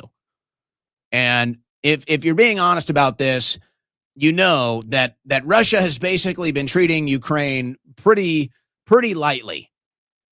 All things concerned, Putin's restraint in Ukraine has really been the story here. And there's a lot of pressure internally now because the people behind Putin are more radical than he is. There's a lot of pressure behind Putin now to escalate back and to actually come into Kiev with a heavy hand, and Putin continues to restrain, trying to play the long game, the slow game. The people of Russia actually back this war now. The people of Ukraine do not back the war for Zelensky. That's all NATO. That's all military-industrial complex. The people in Russia are actually behind Putin and the Russian military now. They're volunteering. They're ready to go. They want this war to be finished. They want Putin to finish it. They want him to crush Kiev. So this whole gaslighting thing about, oh, Putin is crippled, Putin is weaker than ever, he's going to go, it's more than likely the exact opposite is true. But they're using the optics of these drone attacks to convince you that, oh, Putin is weak, he's got to go. It's all optics, folks. It's all optics. While the drone attacks are significant and bad for Russia, they've actually increased the support for Putin to escalate this war with Ukraine. So I think that that's all propaganda right now. And I wonder what they're going to do next. Isn't it fun, guys? Isn't it fun? We're going into July 2026, and you know what we're doing?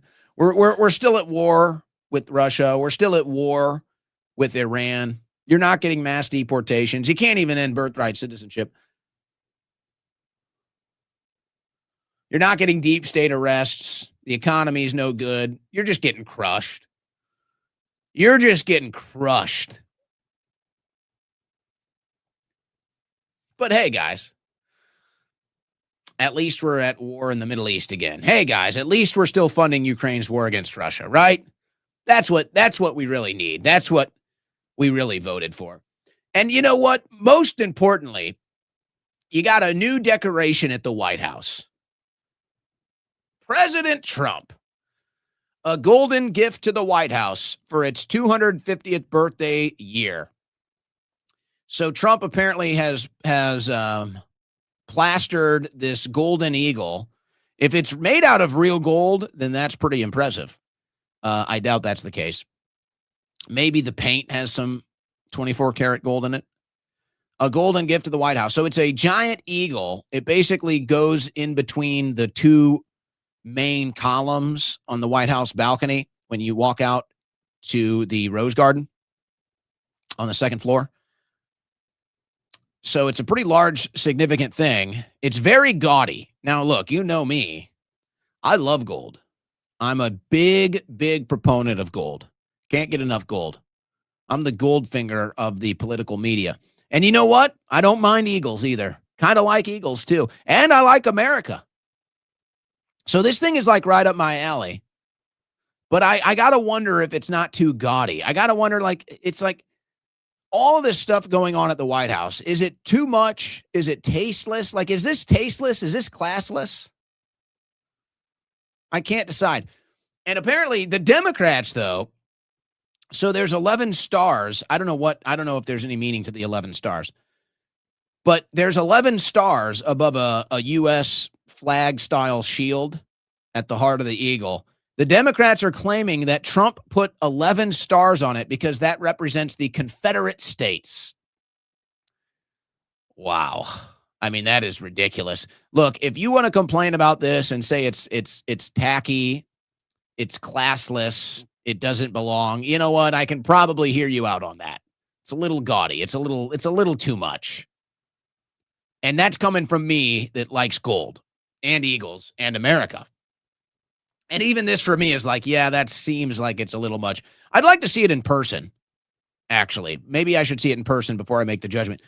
But the Democrats, they are saying that this is a nod to the Confederacy, ladies and gentlemen, because it has 11 stars. Who knows? Who knows what that's really about? But I would bet it's not about the Confederacy. I don't think anybody was discussing the Confederacy when they put 11 stars on that eagle. Now, apparently there's some food truck. We got a food truck turf war going on in D.C. And if you've ever been down there, yeah, there's a pretty good food truck community inside the food truck mafia wreaking havoc around the National Mall. This is like a mafia-style shakedown. People fighting for turf ahead of the 250 celebration. Turf wars, food, and fire hazards. $15 ice cream cones. How an organized network of unlicensed food trucks took over America's front lawn. The pirates have commandeered Constitution Avenue, hawking neon snow cones and chicken shawarma. Their food trucks are squished so close together that in some cases the bumpers are literally touching. A few are blocking fire hydrants in front of the National Museum of American History. One of the first trucks we approached has no prices listed. Actually, none of them do. But this one looks particularly suspect with a janky, rusted pipe jutting from its roof. I'm not a big food truck guy, I have to tell you. It's kind of this like cultural trend, the food truck thing. There's one food truck in Austin that I like that I've gone to more than once. I'm not a big food truck, but that's like the big trend right now. In DC, if you ever go see this in DC, it's like half of them don't even speak English. They don't list their prices. They don't even have licenses to sell, which, whatever. Give or take on that with me. If it was an American, you'd probably have to have your license, though. But if you're not American, you just shake your head like, oh, I don't speak English. They say, oh, all right. Okay. The food truck mafia. We keep seeing these stories, by the way, about the lack of attendance at the 250 fair. It's hard to get a real read on it. Everybody that's reporting on it has an agenda. So if you're on the left side of the aisle, your agenda is negative, make Trump look bad. If you're on the right side of the aisle, the agenda is positive, make Trump look good. It doesn't seem like it's too well attended. I'm not sure that's really a story, though. I'm not really sure that's much of a story. Last weekend, it wasn't the 4th of July. So, okay, it's not like you're really expecting a big crowd. There's not too many people walking around right now or yesterday. Well, it's a weekday, so okay. But there are people. People are there. And then, but the one thing they're trying to do to make Trump look bad is they show the big stage. They got the big 250 stage, and nobody's ever there. So it's like you have performances and nobody's watching, nobody's attending. And some have canceled. Some have said, oh, it's a weather thing. I don't know. I think maybe nobody's there. So they just said, I'm out. I do anticipate, though, the crowds will be big on the 4th of July. But I don't know. It's tough to tell. Just because nobody's going and hanging out on the stage to listen to Alexis Wilkins sing, doesn't really mean that it's not well attended, because they have all of these different booths and they have all of these different tents and displays and stuff going on. So I don't know if you can say that it's not attended at all. Maybe they would like better numbers, but I do anticipate it'll be big on the 4th of July. I think it'll be a pretty big show. I think it'll be pretty well attended, and then we'll see how they want to cover it then. Now, apparently, though, they have fenced off The reflecting pool is now fenced off again.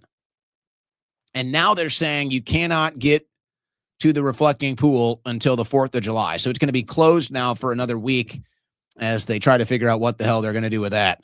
How much is this project costing us, this reflecting pool deal? And you know what? None of us would even be talking about it except for the fact that Trump made a big deal of it.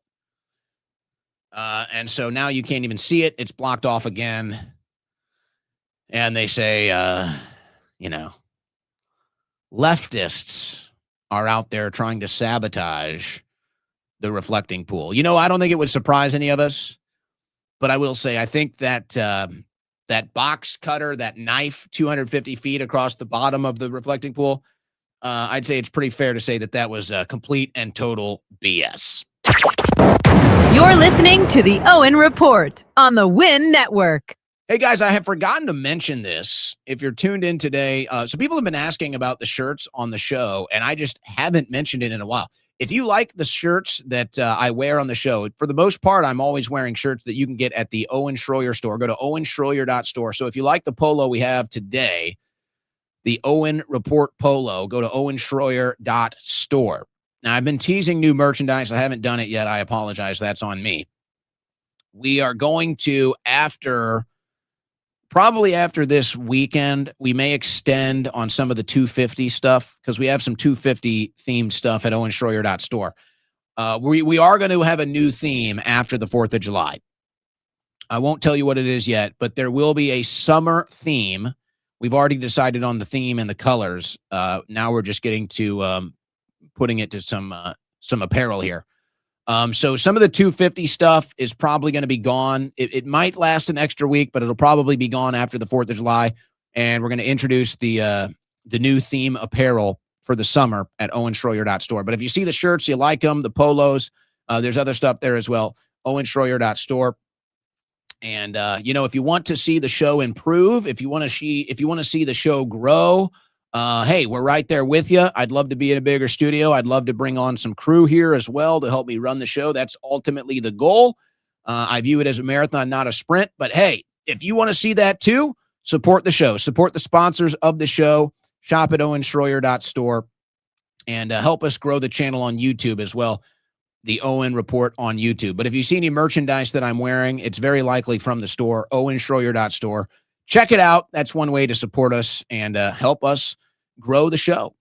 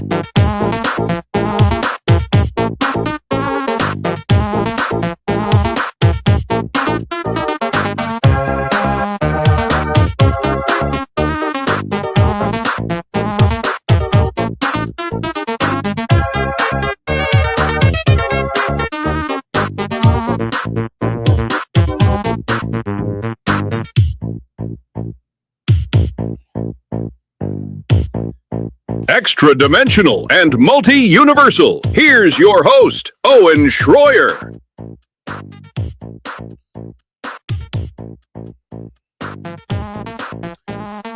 All right. Hey, there was a hearing in Washington, D.C. today about MK Ultra. You know, that government program, mind control, manipulation, controlling of the masses, mass psychosis. We're all probably victims of it, or at least they tried to make us victims of it. And it didn't really get much attention. I mentioned it yesterday, but even for me, it kind of fell through the cracks.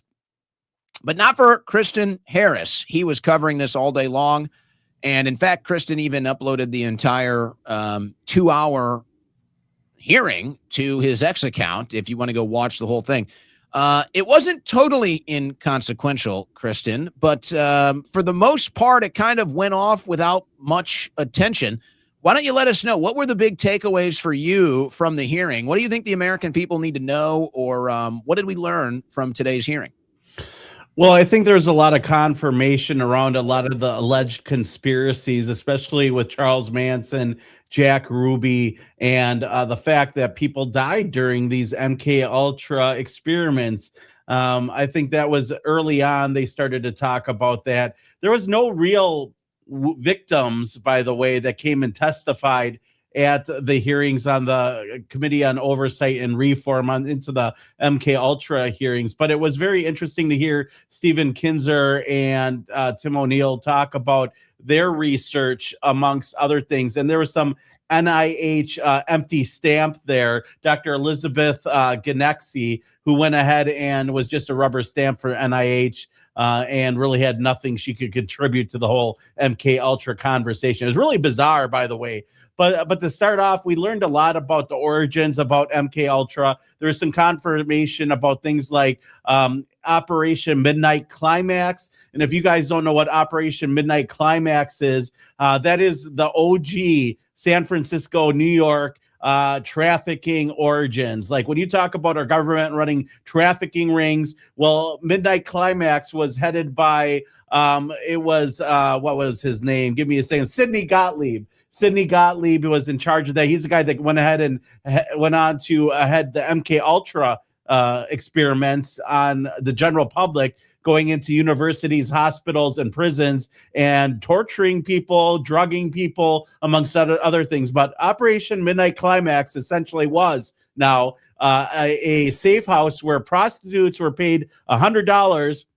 That's equivalent to $1,300 now in modern day money, to take stooges, drug them, and find out what kind of reactions they would have, if they would tell secrets, if they could be compromised, and or not, if they could be blackmailed. Sounds a lot like the whole Jeffrey Epstein Little St. James thing, almost like Jeffrey Epstein studied MK Ultra himself, or might have been a MK Ultra kid himself. Who knows? Who knows what that guy was into? But Operation Midnight Climax was essentially the government's admitted version of what Jeffrey Epstein was doing on Little St. James. But it's okay, of course, because our government was doing it, right? So what did we do at the end of that? We went ahead and rewarded Sidney Gottlieb with a new operation as Operation Artichoke, where that's where we get the good cop, bad cop psychological warfare and the ability to manipulate the public, mind control. And that's really what kind of conditioned them to be ready to take over the MK Ultra subjects. So we learned a lot about that in the intro, and I kind of gave them a lot more than what they really talked about in the MK Ultra hearings, because I've investigated it. I'm working and building the framework on a documentary on MK Ultra, and actually investigating and interviewing survivors and victims of this. I think that's the first big takeaway. Investigate Midnight Climax and Artichoke. And then we learned about MK Naomi. Naomi is the sister operation to MK Ultra, but instead of it being run by the CIA, it was run by the military. So when you talk about sex slaves and Manchurian candidates and assassins, that is really the MK Naomi aspect of things. But they work together because Gottlieb was also in charge of that organization and helped work alongside MK Naomi, which is a real operation. And they all, of course, tie into things like the Temple of Set, Satanic Temple, which is where a lot of the ritual abuse came from, and a lot of these underground stories that weren't mentioned and these MK Ultra hearings. I think a lot of people out there were hoping to hear about some of the more disgusting things, a lot of the harsher things that were used to break and brainwash people's character and erase their identity before they programmed them, but they really didn't get into a whole lot of that. Well, I would say if all of that was covered in a 2-hour hearing today, that's some pretty interesting stuff. And I was surprised. I mean, good for you. You kind of got the exclusive on all of this today. Nobody else was really covering it. And that's why when I was going through my normal news aggregation and I saw that you were covering this, I said, well, okay, I got to get you on here. Nobody else is even covering this. Everything you just mentioned, I'd say is at least pretty interesting for the American people. If this is what was admitted was happening today, I have to make the joke. I can't help myself. Operation Midnight Climax. I assumed that was Lindsey Graham on Friday night when he heard that we were striking Iran again. I didn't realize that that was an actual thing. And then, so it sounds to me though, like these programs never died. Is that what's saying? It's the MK Ultra programs never died. They just went under new names. Well, okay. That's a very interesting, theory there that you bring on, because I've been doing a lot of investigation, and there was a lot of sub-genre cults that spawned from the MK Ultra program, I believe. One of those, if you've heard of the Finders cult, Derek Bros has done some great research on the Finders cult. You had the Franklin controversy, which, by the way, there was like testimonies that the Temple of Set was involved, mind control was involved, including programming individuals was involved with the Franklin controversy. But what was interesting about the conversation I had with Derek Bros recently on the Finders cult, which was in the 1980s, about some like kind of like this new age group of individuals that were trying life in a new way in a commune. They all lived together, and they were getting children that were given to them, and they were caught by law enforcement with video cameras and lewd photographs of young children that were with them. And the law enforcement officer and the initial doctor reports show that these children were sexually abused. And then the CIA came and whitewashed it. What's interesting about that is their claims was that they were bringing these children to a camp in New Mexico for the gifted and the young. So what that sounded a lot like. Hold on a second. You say New Mexico. You have to. Was Zorro Ranch brought up at all? Yeah, well, that was in New Mexico. So I brought up to Derek Bros. I was like, Derek, what are the odds that the Finders cult dissolved in 1992 and Jeffrey Epstein, he bought Zorro Ranch in 1992. You can't make this shit up, Owen. Now, the question is whether or not that was the actual spot, but he bought it from the governor of New Mexico. So these are all individuals that I'm interested in investigating. And I wouldn't be surprised if the Finders cult camp for the gifted was also Zorro Ranch and Jeffrey Epstein took over the MK Ultra program, because it would just make sense. Well, listen, this is so good here. I'm so glad you're covering this today. That could be something you search in the Epstein emails, and if it pops up, then there's your connection. If it doesn't, okay, maybe there's something there, maybe there's not, maybe it warrants further investigation. The timing of it seems pretty, it's like, how do you not look at that coincidence of the 1992 timing of it all? I am curious, though. It sounds like most of what you have brought to the coverage today is at a very individual level, like a very direct, like peer-to-peer level. It's like, okay, here's the target, here's the operation. Did it ever get into like larger MK Ultra operations, like against a large mass of people, or was it more always just targeting individuals? Well, Tim Burchett and Lauren Boebert both asked different questions around what you're asking, and is how is MK Ultra working today? If it was, if it was working, and I think the best answer was, first of all, Lauren Boebert asked, are they using directed energy weapons to mind control people? Which I think would be the wrong question to ask. Although it's right in the fact that brain to skull technology, voice to skull technology is something that has been rumored to be used in things like the Navy Yard shooter and cause people to commit crimes. But I think that the real answer was by Stephen Kinsey, who says, why do you need weapons when you have social media? People are eating Tide Pods and, getting rid of their, underwear stains by just popping Tide Pods because they saw it on TikTok. At the end of the day, we're being mass controlled by social media. People are believing things based on social media. In fact, most of the assassination attempts have really been occurring against Donald Trump. Surprise, surprise, they're all people that have been radicalized by the Epstein files because they don't want you to look at the Epstein files. But the real question was Tyler Robinson, were all these other individuals, the man who tried to assassinate Ronald Reagan, Charlie Kirk's assassination, the whole attempt on Donald Trump's life, were these committed by MK Ultra stooges? Which I think is a more realistic question. As we know, allegedly MK Ultra ended in the 70s, and from victims, which I've interviewed, survivors of the MK Ultra program, they claim it went on to the 80s, 1984 even. They believe that there's potential there. In the Franklin trial, they mentioned that the whole purpose of the MK Ultra program was to infiltrate the government and take over the government with MK Ultra slaves. Whether or not that's true, I think that's something that we should take into consideration. I think there's a possibility that there are rogue people out there. Not only that, Owen, they don't have to drug you with LSD anymore. The doctor will prescribe it for you. You want that psychotropic re-up inhibitor that makes you subconsciously susceptible to messages and to do crazy, wild things. Well, just get the drugs from your doctor. And I think in a mass consciousness that they can, they can distribute these drugs to enough people to where it will reach somebody who is wild enough to go ahead and get the message and perform things like assassination attempts.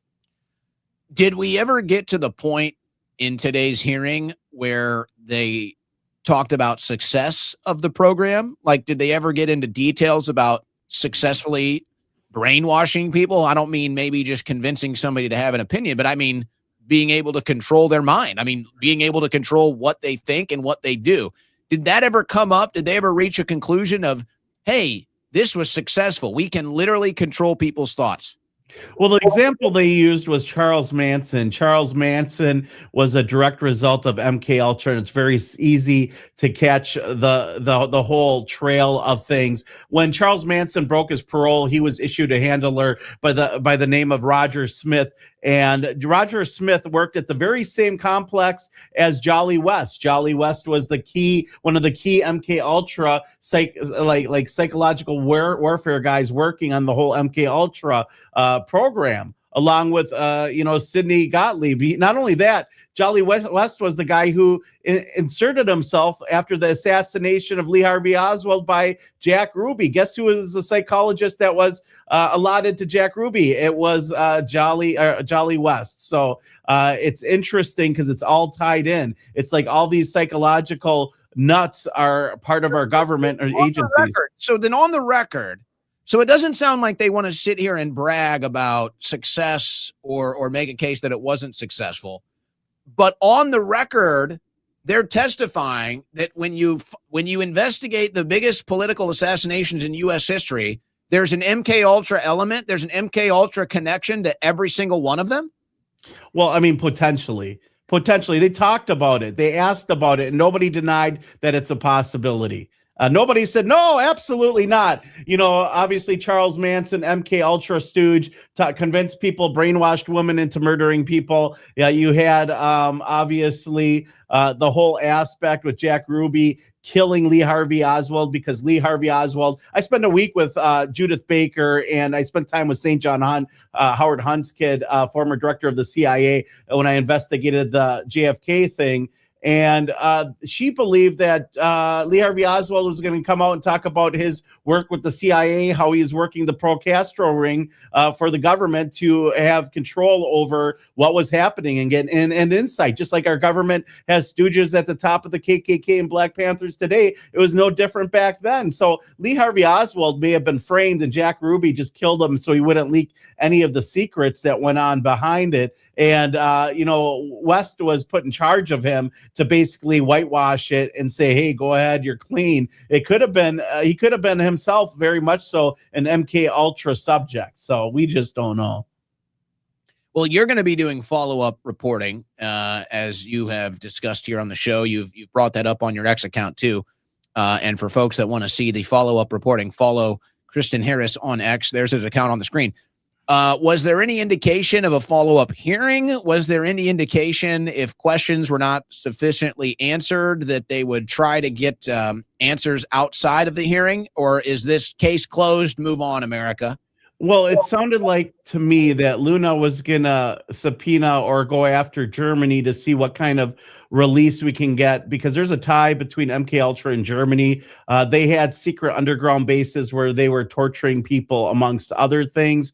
Just like Elisa E., a survivor I interviewed, claims that they had here in the United States, where they would drug and rape young children in order to create trauma bonds and have them do bizarre rituals, amongst other things. And I don't want to get into some of the more controversial things she said, but it was very similar to what they were suggesting that was happening in Germany. So it wasn't just here in the United States that the CIA is operating. As you know, the CIA is allegedly not allowed to operate on U.S. soil. However, Canada, there's known that they were there. Chris Latour is a survivor I interviewed there. He was a Montauk boy as well. And I do believe Montauk came up. Did Montauk come up? No, Montauk didn't come up at all. Not even once. But that's a very interesting story all in of itself, dealing with using technology and the mind and bringing things to fruition. And I think it's just one of those things that the public isn't ready to understand or believe, because it sounds so sensational. It sounds so sci-fi. It's hard to believe. It's hard for me to even believe. But these are the claims that the witnesses are going and running with. And the question is at the end of the day, were they programmed to believe that's what they saw?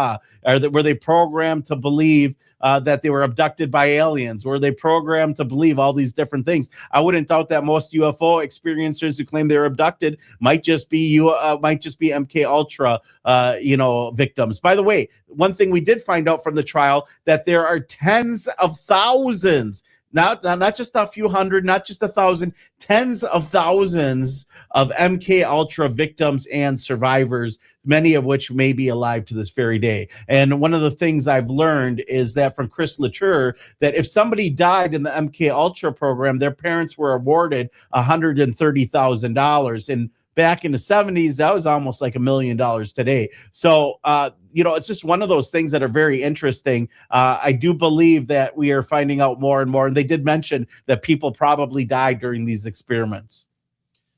There is so much that you covered here that we could connect to other things. And I think that more questions will be asked and answered, whether or not there's another hearing. Because this is another, this is another victory for the conspiracy theorists, right? I mean, this is something conspiracy theorists have been talking about forever. Now it's just been confirmed in this hearing. And I think there's a lot of follow-up questions, like what involvement, if any, has the federal government had in developing these SSRI drugs, and have such drugs been proven successful when it comes to maybe weakening somebody's mental stability to make them more vulnerable to an MK Ultra like program or, something similar. I was actually surprised the thing only went for 2 hours. And I guess, everybody's on the time constraints in there. I would expect there'd be more interest in this story. Everybody's kind of checked out because, here we are back in the Middle East again. So it's just like, okay, I want off this ride. But this was an interesting one. I'm glad you were covering it. I hope that there is some follow-up. Another victory for the conspiracy theorists. MK Ultra was real the entire time, ladies and gentlemen. They confirmed it today. Kristen Harris was our guest. Kristen, any final words, or just let people know where they can follow the follow-up work that you plan to do here? Yeah, I think there's something to be said about epigenetic abuse and epigenetic memories and finding people that are easily manipulated. And I think if your parents were easily manipulated, there's a good chance that you might be able to as well. But you can find me, rumble.com/The Rundown Live, therundownlive.com, on x.com, Kristan T. Harris. And you can follow my coverage of this all on my social media, as well as I plan on heading down to Bohemian Grove to go, troll the elites because nobody else is this year. Are you going to try to get inside? No, dude, you know what's crazy about that? Everyone's been getting inside. I'm just waiting for somebody to go ahead and Georgia Guidestones. Phrasing. Let's not talk about getting inside in Bohemian Grove. We're back. I'm backing out. We're pulling out, Kristan. We're pulling out. End it. All right. Hey, thank you for your time, man. We'll be in touch, and I'll be keeping up with your follow-up work on this. Sounds good. Thanks for having me on, Owen. It's been too long. Absolutely. Good to catch up. There goes Kristan. And folks, as you heard, nobody else was covering this. I was stunned that you heard some of the stuff he got brought up, and where are the clips? Usually that stuff gets clipped and posted on X. I'm wondering if that's not a sign of just people checking out. They're just checked out. Maybe it's the holiday weekend coming up. Maybe it's the beginning of summer, or maybe it's just the continuation of the political checkout, because that's the kind of stuff that people clip all the time for viral clips. That's right up the alley. And virtually nothing except Kristan. So, okay. MK Ultra's real. Conspiracy theorists win again. What will conspiracy theorists be right about next? What do you think? And when are we going to get the aliens, by the way? Are we still doing the alien thing? Where's that deal at? They tease it every once in a while, and then it just kind of goes away. Those aliens, man, they must be getting nervous. The aliens are getting anxious backstage. They're sitting there. They know they're up next. They're waiting for their number to get called, and it just, hold on, not yet. We don't need you quite yet. They keep getting told. All right, a couple of things here. A couple sloppers for you before we get to our super chats today. We got quite a bit of super chats, so may take us a minute today. I know you guys are finally well adjusted and you have accepted your fate. This is the look now. Maybe we'll add some aviators just to really lean in. Maybe we'll add some other props here. Maybe we'll do like a police. I'll come in a police uniform too.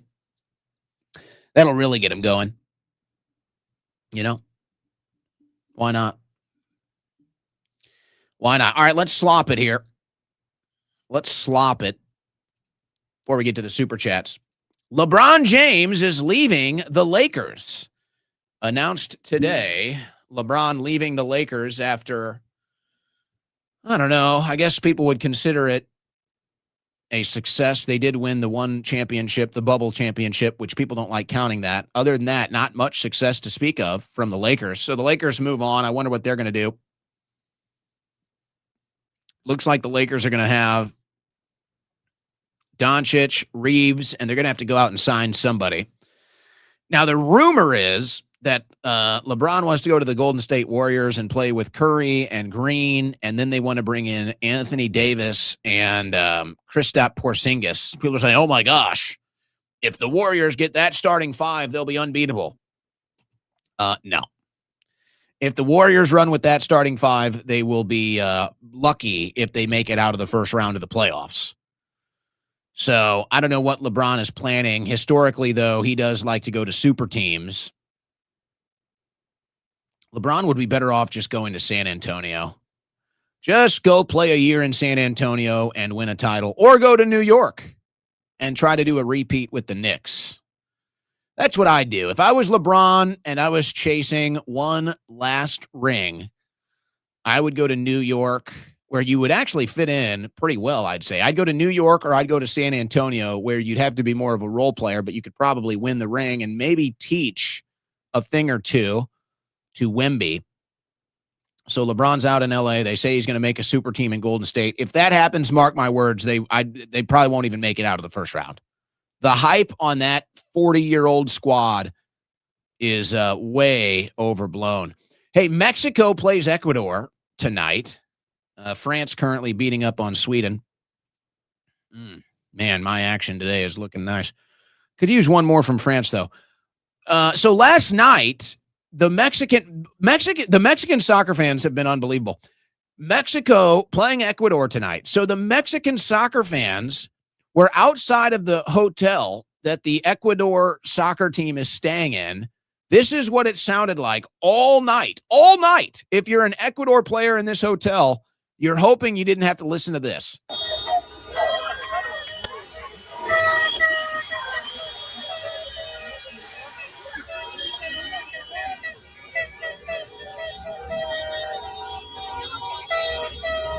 They're out there all night long trying to keep the Ecuadorian soccer team awake so they can't get a good night's sleep ahead of their game. I got to give credit. The Mexican soccer fans, I think right now, are winning. When it comes to passionate fans, now they have the advantage because they can be everywhere all at once since they are a host country. So very impressive, the commitment and the passion from the Mexican soccer fans. And I wonder if that affected the Ecuador soccer team's ability to sleep last night. You'd think they'd put them on the top story so that you don't have to deal with crap like that. But I wonder. Might impact some decision-making for me in about an hour.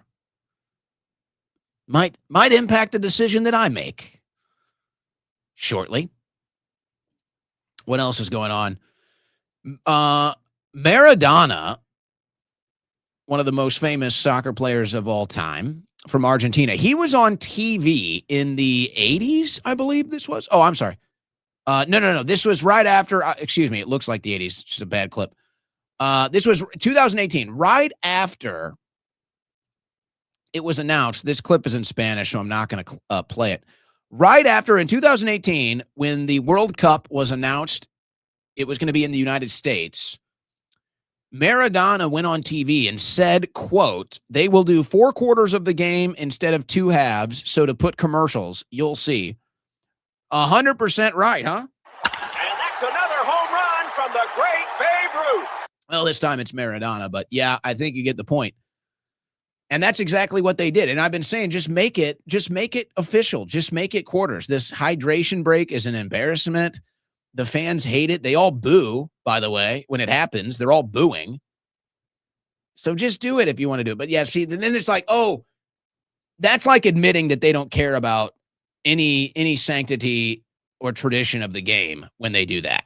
So it's like, yeah, if we make it 4 quarters, we basically don't care about anything but commercializing the game. So they don't want to just outright do it, even though essentially that is what they've done. So they're trying to have their cake and eat it too. But fans are not loving it. I will say the one thing that they get right, though, during these hydration breaks, it's like 2 minutes on the clock. And they always play some sort of a classic song that has worldwide popularity, and the whole stadium sings along. So they do get that right. I will give them. I'll give them credit for that. The hydration break, bull crap. But the music they play in the break is fun, and everybody sings along. So it's okay. You get a victory with the loss there. All right, let's go into our super chats. Let's go into the super chats for closing out today's transmission. All right, Dr. Phil Schroyer leading us off. Country is cooked, but at least we got a W with trans. Well, I don't know how much of a W it is. We'll see. You still have some of these local blue areas, blue cities, blue states, where they still have the boys competing against girls. So we'll see. We'll see when we can really stop that nonsense. But I don't think we're quite there yet. But the Supreme Court at least is How is that not a 9-0? I mean, good Lord. Well, one of the Supreme Court justices doesn't even know what a woman is. Normally, if you don't know what a woman is, you can't even pass first grade biology. But in her case, she's on the Supreme Court. Thank you, Joe Biden. Wifey, I'm not going to be okay with the hair until I'm ovulating again. Well, both things will happen, so don't worry. Maybe even more. Gen Com and Owen has completed his transition to a 70s star. That's right. That's right, baby. Long and hard. That's what we do here, Jen. Fix the Hair Fund. Brian Swope. I see there's a Fix the Hair Fund. Can I cash in on this? I'm not changing the hair, but I'll take the funds. I mean, with a mustache like this, seems like the only play. Oh my gosh, Mbappe just got number 2. Unbelievable. Unbelievable. Sorry, I'm outing myself here. The cover, the over, the win, and the 2+. Oh my gosh, guys. The Fix the Hair Fund. I'm not going to need it. Now I've got an Mbappe fund. I've got the Mbappe. The Mbappe fund just kicked in. Let's do it, guys. Start the Fix the Hair Fund. Let's see how much money we can raise to. What do you want me to do? People say I need to do toner or whatever. I like the insane color, actually. Look, eventually you guys are going to get over it. You're going to accept it. Stop talking about it. But in the meantime, it's fun. The women and gays are upset with the hair. It's just wrong. It's just not true. It's just not true. You can't put people into a box like that. Plenty of women like it. Trust me on that. 10 more for the Owen Fix the Hair Fund. We need an official GoFundMe for this. All right. I'll cut a deal. I'll cut a deal with you guys. It's going to be a large amount. I'll do a Fix the Hair Fund that would be like enough money for me to actually go build a new studio. I don't want to get rid of it, but if I could raise like 25 or 30,000 to just go build a new studio, maybe then I'd have to do it. What would I do? Just cut it off? What does Fix the Hair even mean? So we need a little, well, maybe I'll consider that. We'll start a Fix the Hair Fund, but ultimately the mustache is just going to run off with it. With a mustache like this, it can't be trusted. I don't even trust it. Your hair is causing me to be attacked by John Ossoff ads on your channel. We're blending in. We're blending. We're weaving. We're confusing the algorithm. Nobody seems to know what's going on. Keeping it all off balance. Dustvault, I don't want to see Owen in bed with the goblins. Never. What is that? Oh my gosh. That was that blowout day? That is hilarious. That is a crazy looking person right there. I'll tell you that. Fun fact, women aren't colorblind, just men. Is that really a fact? What are we talking about here? What are we talking about? She likes it, guys. Don't worry. She's faking it. She likes it. Vids of Doug. Citizenship test is a 1954-mile game of Red Rover. I think I'm missing something here. Ken Rose, thank you. Those immigrants get every handout imaginable while natural-born generational Americans are left homeless. Bingo. And you also, of course, have the veterans. But all that stuff is even so individual-based. It's like, take away the individuality and just look at the larger picture. This is why I become such a hawk against foreign aid and against these foreign wars, because it costs us so much damn money that we should be spending here making our country better. But this is why both the left and the right have become so disenfranchised, because no matter who you vote for, the country continues to get screwed. And the donors get everything they want. And the wealth gap increases. And you get this trope on the right where they say, well, you sound like a communist. You sound like a leftist. Hold on. Where am I endorsing anything? I'm telling you what is happening here. Are you denying that the rich are getting richer in this country? Are you denying that there is a massive wealth gap in this country and the middle class is dying? You're certainly not denying that. I'm not bringing about any solutions from a communist socialist perspective here. They are. And they're going to win on them, by the way, because the Republicans refuse to even address it. But hey, we got plenty of money for the foreign causes, though. Don't worry. We can just print money if we need to for a foreign cause. But you better pay taxes. Don't trust ICE anymore. Not with Mark Wayne Mullen. What an unbelievable letdown with the mass deportations. What's up with that? Seriously, what is up with that? Did they just give up? Is it just not a priority anymore? Who's making the money? What is up with this? We can't do mass deportations. We can't hold anyone accountable for the invasion of our country. Seriously? And then we're going to sit here and play tiddlywinks over the birthright citizenship? I mean, give me a break, man. Owen, dunk on DeSantis, but not Hot Wheels. What is with the DeSantis thing? I don't understand. There was all this heat over my DeSantis segment. I don't know where it's coming from. I don't understand. Ron Oy vey laws DeSantis. The DeSantis hate continues. Yes, he is a very pro-Israel governor. That is true. Who's the most pro-Israel governor? You got Huckabee Sanders that just gives them Arkansas money. You've got Hot Wheels, Abbott, who does, media events with the Israel flag behind him. You've got DeSantis, who helped sign speech laws to protect Israel at the behest of the Israeli lobby. Am I missing anybody? Well, they all have political aspirations, so that's what you got to do. You got to kiss the star. Kiss the star and kiss the wall, and then kiss my ass. DJT is a con man. F DJT. F Byron. Fishback. Lozano 2026. Tay likes Fishback, guys, in case you haven't figured that one out. It's part of the show now. Tay is a big fan of Fishback.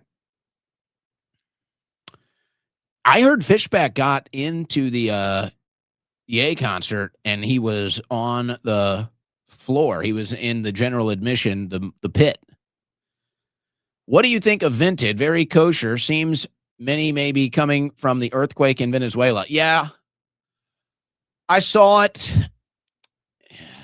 The problem with that is it's like, how do you even, it's so insane. It's so absurd. You can't even believe it. And it's like, what am I going to do? Am I going to go pay $7,000 for a miniature plush doll? Cause that's what they claim. You got to go pay $7,000 for some miniature plush doll. And of course, nobody believes that is real. So they reach their own conclusions. Where's law enforcement? It's like, does law enforcement investigate any of this stuff? Is anybody curious about any of this stuff at all? How much longer is it going to take for law enforcement to catch up with the rest of the world on the internet? I'm just curious. They do this weird thing where it's like, oh, if we find it on the internet, it has no legit concern. If it's an internet conspiracy theory, there's nothing to see here. We don't bother. It's like, really? There's nobody in law enforcement that thinks it might be worth a look, a glance, that they're selling $7,000 dolls on a sketchy internet website? We're just not even we're not curious. Is anybody looking at that? I don't know. I'm not hearing anything about it. But that's what it is. It's the same thing we saw on other websites a few years back. Florida power grid over Texas power grid. Oh, yeah, we had more rolling blackouts here actually last week and over the weekend. Starting to get hot, so the rolling blackouts are coming. You know, we almost had Starlink at the house today. But we couldn't go through with the installation today because of some exterior issues. Now, I do have a miniature Starlink but I was unable to actually install the full Starlink satellite. It wasn't going to work with some of the exterior issues we had. So it's probably going to end up being more of a redundancy internet issue than it will be having a secondary internet issue. The Starlink installation is no joke. And I was not anticipating such a heavy installation deal, and we were not able to do it today. So we just got the mini hub. We'll see. We'll see if it ends up getting utilized. But I think I got rid of the internet issues with something else I did anyway, so I'm not too concerned right now. Regarding birthright citizenship, I would like to disagree with you, Owen. However, I don't want to erase one of the many policies that makes the USA and its Constitution truly unique. Well, I'm curious what part you disagree with me on. And I knew that would probably be an opinion that many of my audience wouldn't share or disagree with. I just don't think it's the issue, is all. I think it's become an issue because people are taking advantage of it. But to me, if you have strict border and law enforcement on immigration, then it's really a non-issue. Then you're not even thinking about birthright citizenship, really. But I am curious about which part you would disagree with. But it's like, I'm not going to cry if they got rid of birthright citizenship. It's like, I'm not going to, make a big fuss about it. But I also feel like the fuss being made about it is misdirected and useless. It's like, that's not where you take your frustration right now as far as the immigration issues are concerned. Maybe Ken Rose follows that up, but I'm curious what you disagree with. How else do you expect Democrats to win in sports? Joanna Man. It used to be a joke. It used to be a movie. Now it's real. Alex McCarthy over Owen Schroyer.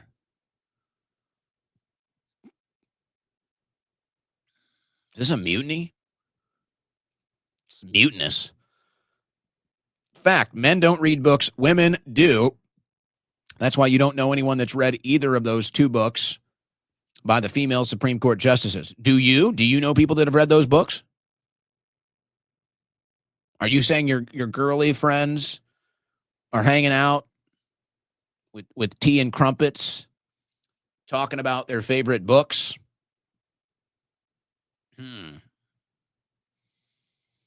I guess, do women read more than men? I don't know.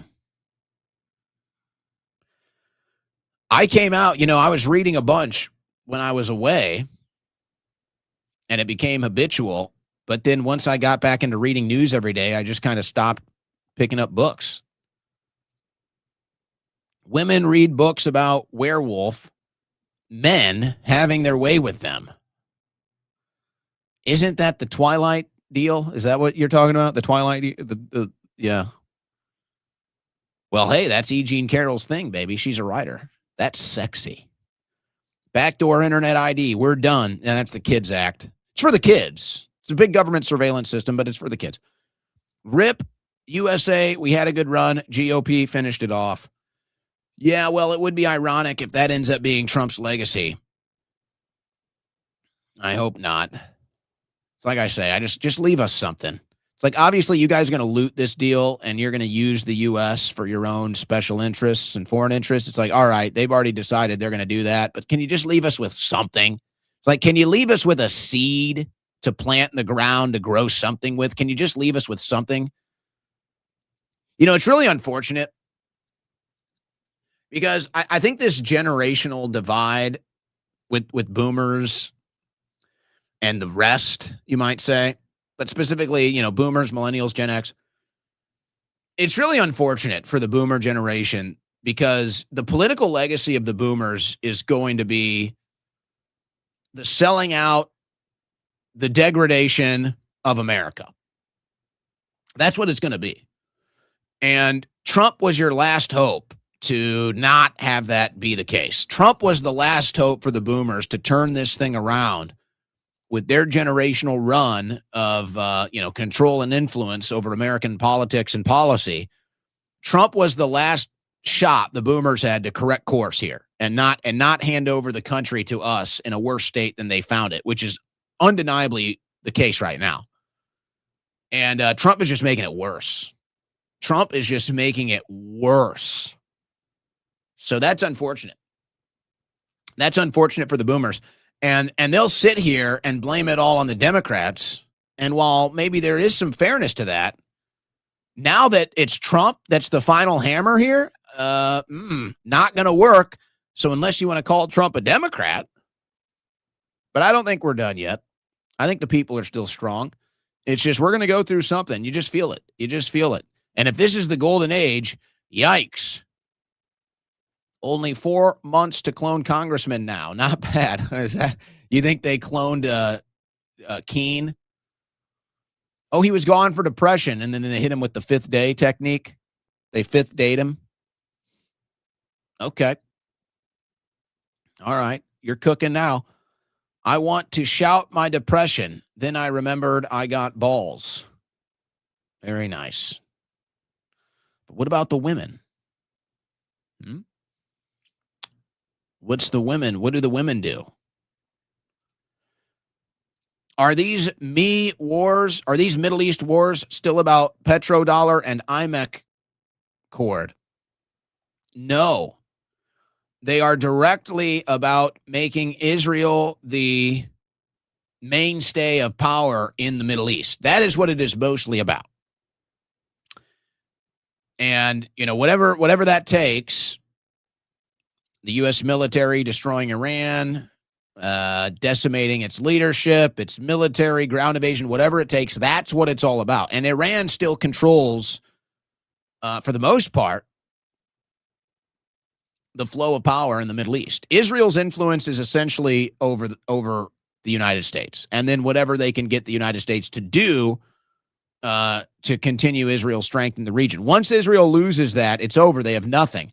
And that's why they're fighting so hard to have Trump basically take over Iran. Because Iran has more power than Israel right now without the United States. So it's really just about Israel's interest and empowerment into the future. But yeah, it's also about the petrodollar and everything else. You know, that stuff is obviously impacted at least. But no, this is about Netanyahu's legacy. This is about the Greater Israel Project. And this is about turning Israel into the power establishment in the Middle East. That's what it's about. And hey, the Israeli lobby, however many Americans have to die and however much American money needs to be spent, that's worth it for them. Life's tough. Get a helmet. Good words to live by. Space Friend, in my opinion, the trans hate has been inorganic. Our country is rotting, and our big issue is how people present themselves. The people committing genocide in the desert made the modern science for it, by the way. Yes.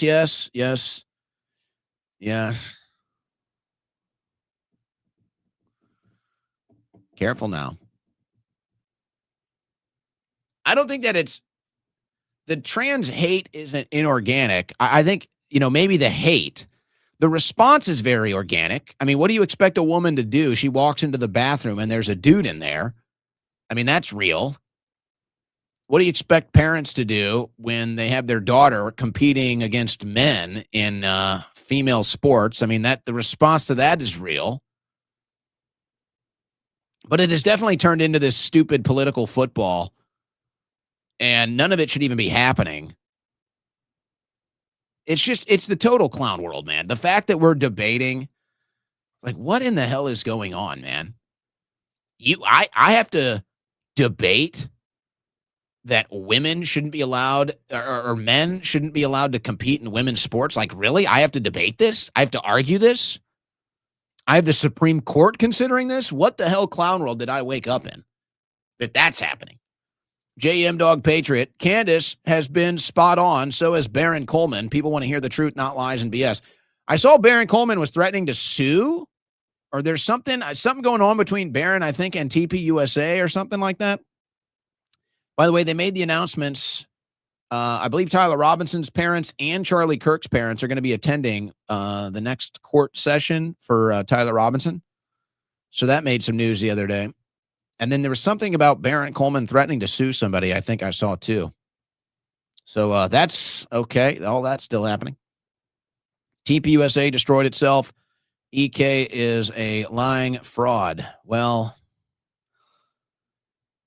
it's kind of like this. Let's say that there is no conspiracy and you take everything at face value as far as the official narrative is concerned. And you're watching all of this happen with Erica, and then you would feel bad. And you have to wonder, it's like, who's driving this now? It's like, who's driving this? Okay, let's say, Erica, the grieving widow, TPUSA. It's like, who's driving this right now? None of this is working. Erica's popularity is not good, if it even exists. I mean, you can see the internal struggles inside of it. You can see the people leaving and then airing their grievances. I mean, I don't know too much about the inner workings at TPUSA. I mean, the money is still coming in, obviously. The money that pulled out because Charlie wouldn't cancel Tucker Carlson and Charlie wouldn't cancel Candace Owens and Charlie was saying things about Israel you're not allowed to say. So all the money that they pulled out after Charlie was assassinated, all that money got injected right back in. So do they even care about their public persona? Do they even care about the brand? Why are we doing this to Erica Kirk? Like, Erica Kirk, the grieving widow, and then you're going to put her out there in the most polarized, contested political times in American history, potentially modern history, and you're going to throw her out there to the wolves, and you're going to let this grieving widow take this heat and go through this ride? Yeah, well, nobody's really buying any of that. Now TPUSA hired Andrew Wilson. I didn't see that. Are you sure about that?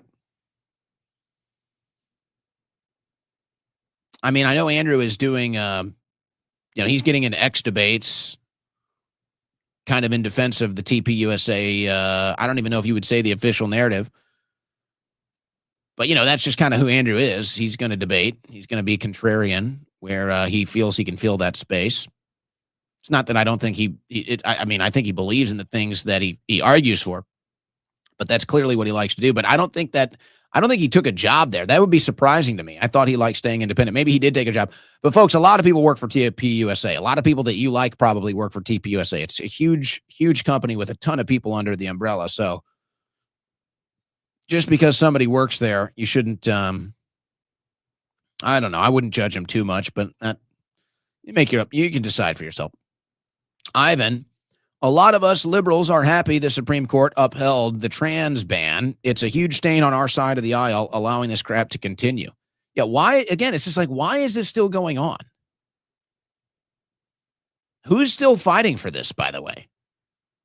There's no national argument from the Democrat Party on trans men and women's sports really anymore. They've kind of dropped it. I think that's a strategic thing. And yet it's like there's still something there. There's still boys competing in girls' sports. It's like we're still dealing with this. It's like, when does it all just go away?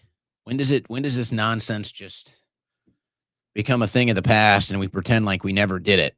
Does that happen anywhere else, by the way? Is there any other country on the planet that has men competing in women's sports because they say they're trans? Or is that just here? Is that just here? Notice how the right doesn't refer to the left as Marxists anymore. That would be an awkward conundrum these days. Well, maybe that's why Mark Levin is getting ahead of it.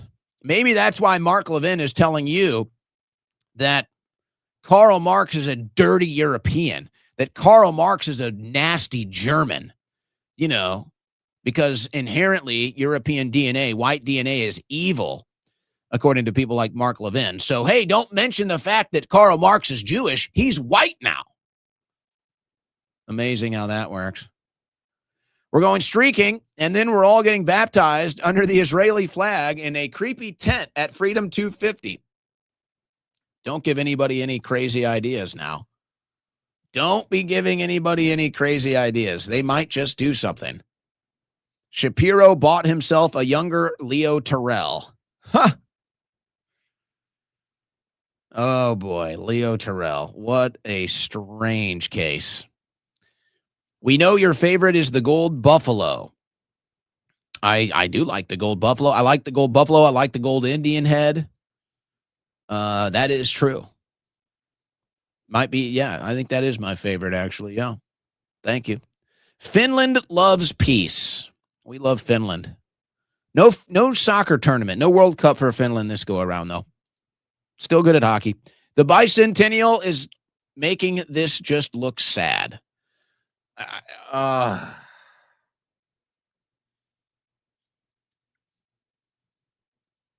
You know, I don't want to be down about it. Yeah, I'm trying to be positive about it. I want to keep a positive light on it, a positive spin on it. I don't want politics to ruin everything that's fun. I don't want politics to ruin. It's like, can we do stuff without politics dragging it down and into the mud? It's okay. America 250, 4th of July. Let's have fun. It is what it is, whether it's a big event, a success or not. It's the 4th of July. It's America 250. It's like, we want to be proud, but yeah, let's be honest. The absolute betrayal of the Trump administration, the absolute lack of results from the Trump administration has us sitting here for the 250 kind of scratching our heads. You know, whoa, you'll be so sick of winning. You'll be so tired of winning. That ain't happening. The debate is whether we're winning or not. The debate is that we're not winning, actually. The conclusion is that we're not winning anything. So it's this awkward phase. It's this awkward moment. The 250 celebration was supposed to be our moment of deliverance, deep state arrests, mass deportations, saving the countries, an economic boom, getting out of wars in the Middle East. And the exact opposite has happened. And now we're all sitting here, which is supposed to be our coming of age moment. The Patriots rising, Patriots in control, America taking its destiny back. And the exact opposite has happened. And we're just kind of sitting there like supposed to pretend, hey, you know, we're going to pretend we're doing the 250 thing like we're winning, even though we're getting crushed and we're all losing, but let's just play along anyway. Yeah, it's not a good look. Anyone else sick of Trump? Who cares anymore? Anna X. Yeah, who knows what they do? They might just impeach him. The Republicans might join in and just try to get rid of him. Who knows? This whole thing is a disaster. Now we're just back in the Middle East. Whole damn thing is a disaster. And I'm supposed to pretend like we're winning. I'm supposed to pretend like everything's great.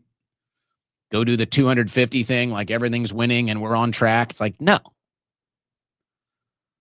No. Jack Rubenstein. Is that his real name? Jack Rubenstein? Jack Rubenstein?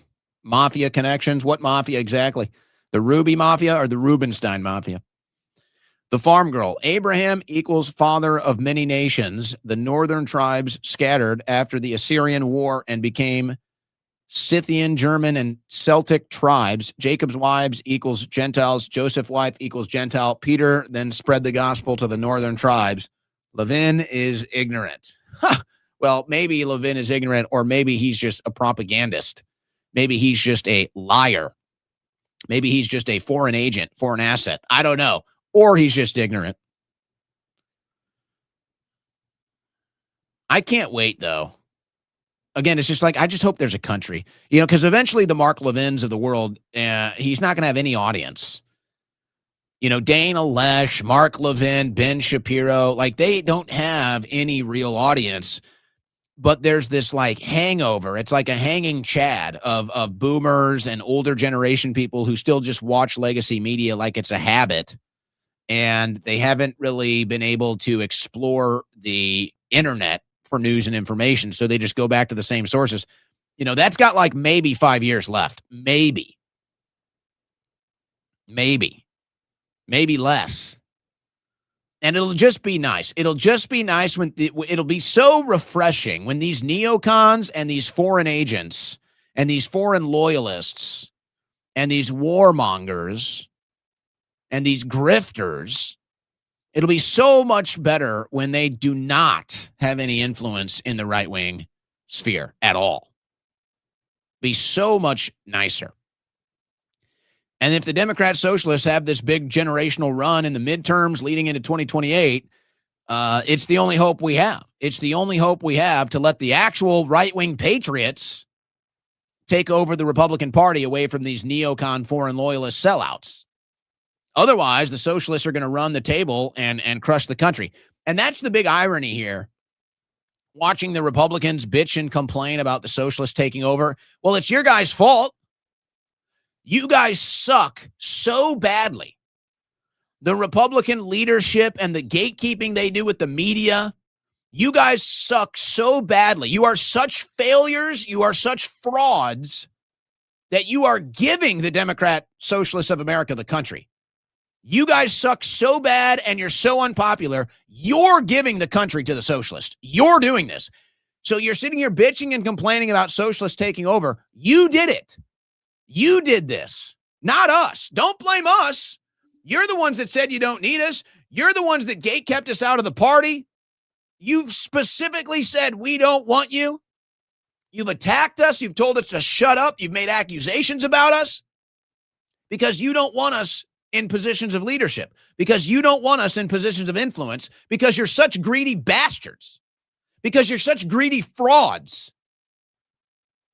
So you're going to let the Democrat socialists take over instead of letting the younger generational right take over to actually compete with them and maybe stop them from taking over the country. And we're going to sit here and watch all these gray-haired cuck-conservatives put the final death nail in their final chapter of right-wing conservative influence. Their final chapter is going to be giving the country over to the socialists and maybe losing Texas too. And they're going to sit here and point at you like you did it. What are you talking about? You kept us off the field. How are you going to blame us? You cut us from the roster. You scratched us from the lineup. You said we're not allowed to play. You're not allowed to blame us now. Don't blame us because Dana Loesch can't convince anybody to be a Republican. Don't blame us because Ben Shapiro and Mark Levin aren't cool. They're the opposite. They force people to the other side of the aisle. The autocrator, the Tsar, and the South from Elf-Centric. All right. Dia Folland, do you want to manage the Grit City champion, Diafala the Dabashi, at Grit City Championship Wrestling event? Well, I'd need to know a little bit more about that. I'm curious. I don't know anything about that, really. If you're in Austin, Texas, I can probably make that happen. If not, might be a little more difficult. Hey, Owen Wilson. Nice. Apparently, there's a Mexican Batman to catch a scooter gangster. Please look it up. Yeah, we covered that yesterday, Corn Pop. We covered Mexican Batman yesterday. Tying people, taping people to light poles and electric poles. Yeah, we got that one. Must have missed yesterday's show. Have you seen World Cup logo winner conspiracy? Yeah, I don't buy it. I don't buy it. Not convinced. You look like Doc Holliday at a Pride festival. Slice Man 420. You could do better. Viva La Bam or Jackass? Oh, Jackass for sure. Every time Jackass. When does the movie come out? They're doing the final Jackass movie. I think it comes out this summer. USA prediction for tomorrow, win or loss. Why do you got to throw that in there? I got the US to win. I got to pull up my numbers here. I got to pull up my odds. I like the US to win. Let's see. Heavy favorites. Heavy favorites. Favored by a goal and a half. Over under 2.5. Well, I'll tell you right now. You're paying a lot of juice if you want the U.S. to win in regulation. You're paying even more juice if you want them to win and advance. Because in soccer, if they don't win in the regulation, then that's considered a tie. Over under 2.5. I really like the over. That's pretty much a 50-50 split. Pretty good value on the over 2.5. I like the over. And I like the U.S. to advance. I think 2-1. I think the U.S. wins 2-1. That's my prediction. A day early, though. But since you asked, it's okay. You don't have to sleep on the couch anymore because, like Lana, I was born to ride. She's coming around already. See, guys? She's coming around. They always do. U.S. exceptionalism is truly fluoride in the water. Well, I guess we are the only country that does that, so I guess that's what Drebe is referring to. Starlink install is not hard. All you do is put the satellite outside where it's unobstructed, plug in one cord, and you're connected to the internet. Unfortunately, Jen, that was not the case with me. Not the case here. That's what I was hoping the case would be. That's what we thought the case might be. And then they got out here and checked the scene, and that was not the case. And part of it is also because they would have to run, actually 2 wires, but they'd have to run one directly into my studio, which was going to require like serious external work. Like they're going to have to start drilling holes, running wires. It was going to be a whole thing. It wasn't worth it. And then there's a bunch of trees behind me. They couldn't do it. They couldn't do it today. So I wish it was that easy. I was hoping it was. It was not. Okay, to be fair, no, I don't know anyone who's read those books, but it is, in fact, the women that read books more than men. Also, isn't Karine Jean-Pierre's just a picture book? No, I think the kids' books are, I don't know about Karine's book. The kids' books are, I think, Sotomayor's books. I think she did the kids' book. Maybe they both did. It's a lot easier that way, a lot less work. There are already cloning dogs. Why not people? 5th day, right out of that movie. Ken Rose, my wording was strange. I meant that I wanted to disagree with you, but I can't. Birthright citizenship is not the problem. That makes more sense. And I get it. I get not liking birthright citizenship. I get that. And I can even understand if people believe that's an issue. But really, that's like not. If you're trying to stop the issue of illegal immigration, birthright citizenship is like the last on the list. There's 10 other things you can do before you even get to the birthright citizenship. So maybe people disagree with me where I'm like, hey, if you're a woman and you float here on a piece of driftwood and then you land on the beach and you give a birth right there, I'm kind of like, hey, respect. It's like, that's kind of American to me. Risking it all for freedom, like that's about as American as it gets to me. How often is that going to happen? Probably like never. But if you pull that off, you float here, you climb through woods and forests, and you get to the country and you give birth right there on the beach, right there at the border, and it's like, okay, kind of impressive. It's flying them in. It's the NGOs. It's the different policies. It's the welfare state. It's hard. Don't you hate that, Ken? It's like you want to disagree with me. You want to, but you just can't. The logic is just too strong. La Bellissima. Don't get all the fuss about the hair. You've always been blonde. You just went lighter. It's not that big of a change, in my opinion. You were probably this blonde as a kid. Actually, that's true. Maybe blonder as a kid. La Bellissima. You're my favorite today. You're now my favorite today. You're my favorite now. It's all you got to be. Just be nice. It's all it takes, women. Why is it so hard for you guys to just be nice? Us guys, we're really simple. Just be nice. Just be kind. Just smile, Smile, laugh, giggle, be cute. Give us a hug. Give us a compliment. That's all we need. That's all we ask. Why is it so hard? Bellissima is my favorite now. She did it. She proved it can be done. I used to eat steak on July 3rd, but no mas. Machiavelli. Is that because it's too expensive? Or what are we saying here? America's hanging Chad. What did I forget the analogy I used from that. Someone called you Jewish, so I had to defend you. What? Thank you. Okay. What makes anybody think that? Because I'm dyeing my hair blonde like Jewish women do? I guess that's fair. Diafala the Butcher Dobashi in Tacoma, Washington. Well, brother, I highly doubt I can make it to Tacoma. I highly doubt it. But you know what? If you keep showing up, maybe we'll look more into that. But I would say it's highly unlikely we can make that happen, friend. Highly unlikely. But thank you for being here. Thanks, everybody, for being here. That's going to do it for today's show. That's it. You've had enough of me. The mustache ride is over. Go home. Turn it off. Tune out. We'll take a 21-hour break, and we'll do it all again tomorrow. That's it for June. That's it. When you see me tomorrow, it'll be July. Time is flying. Hey, enjoy the summer before it's gone, you know?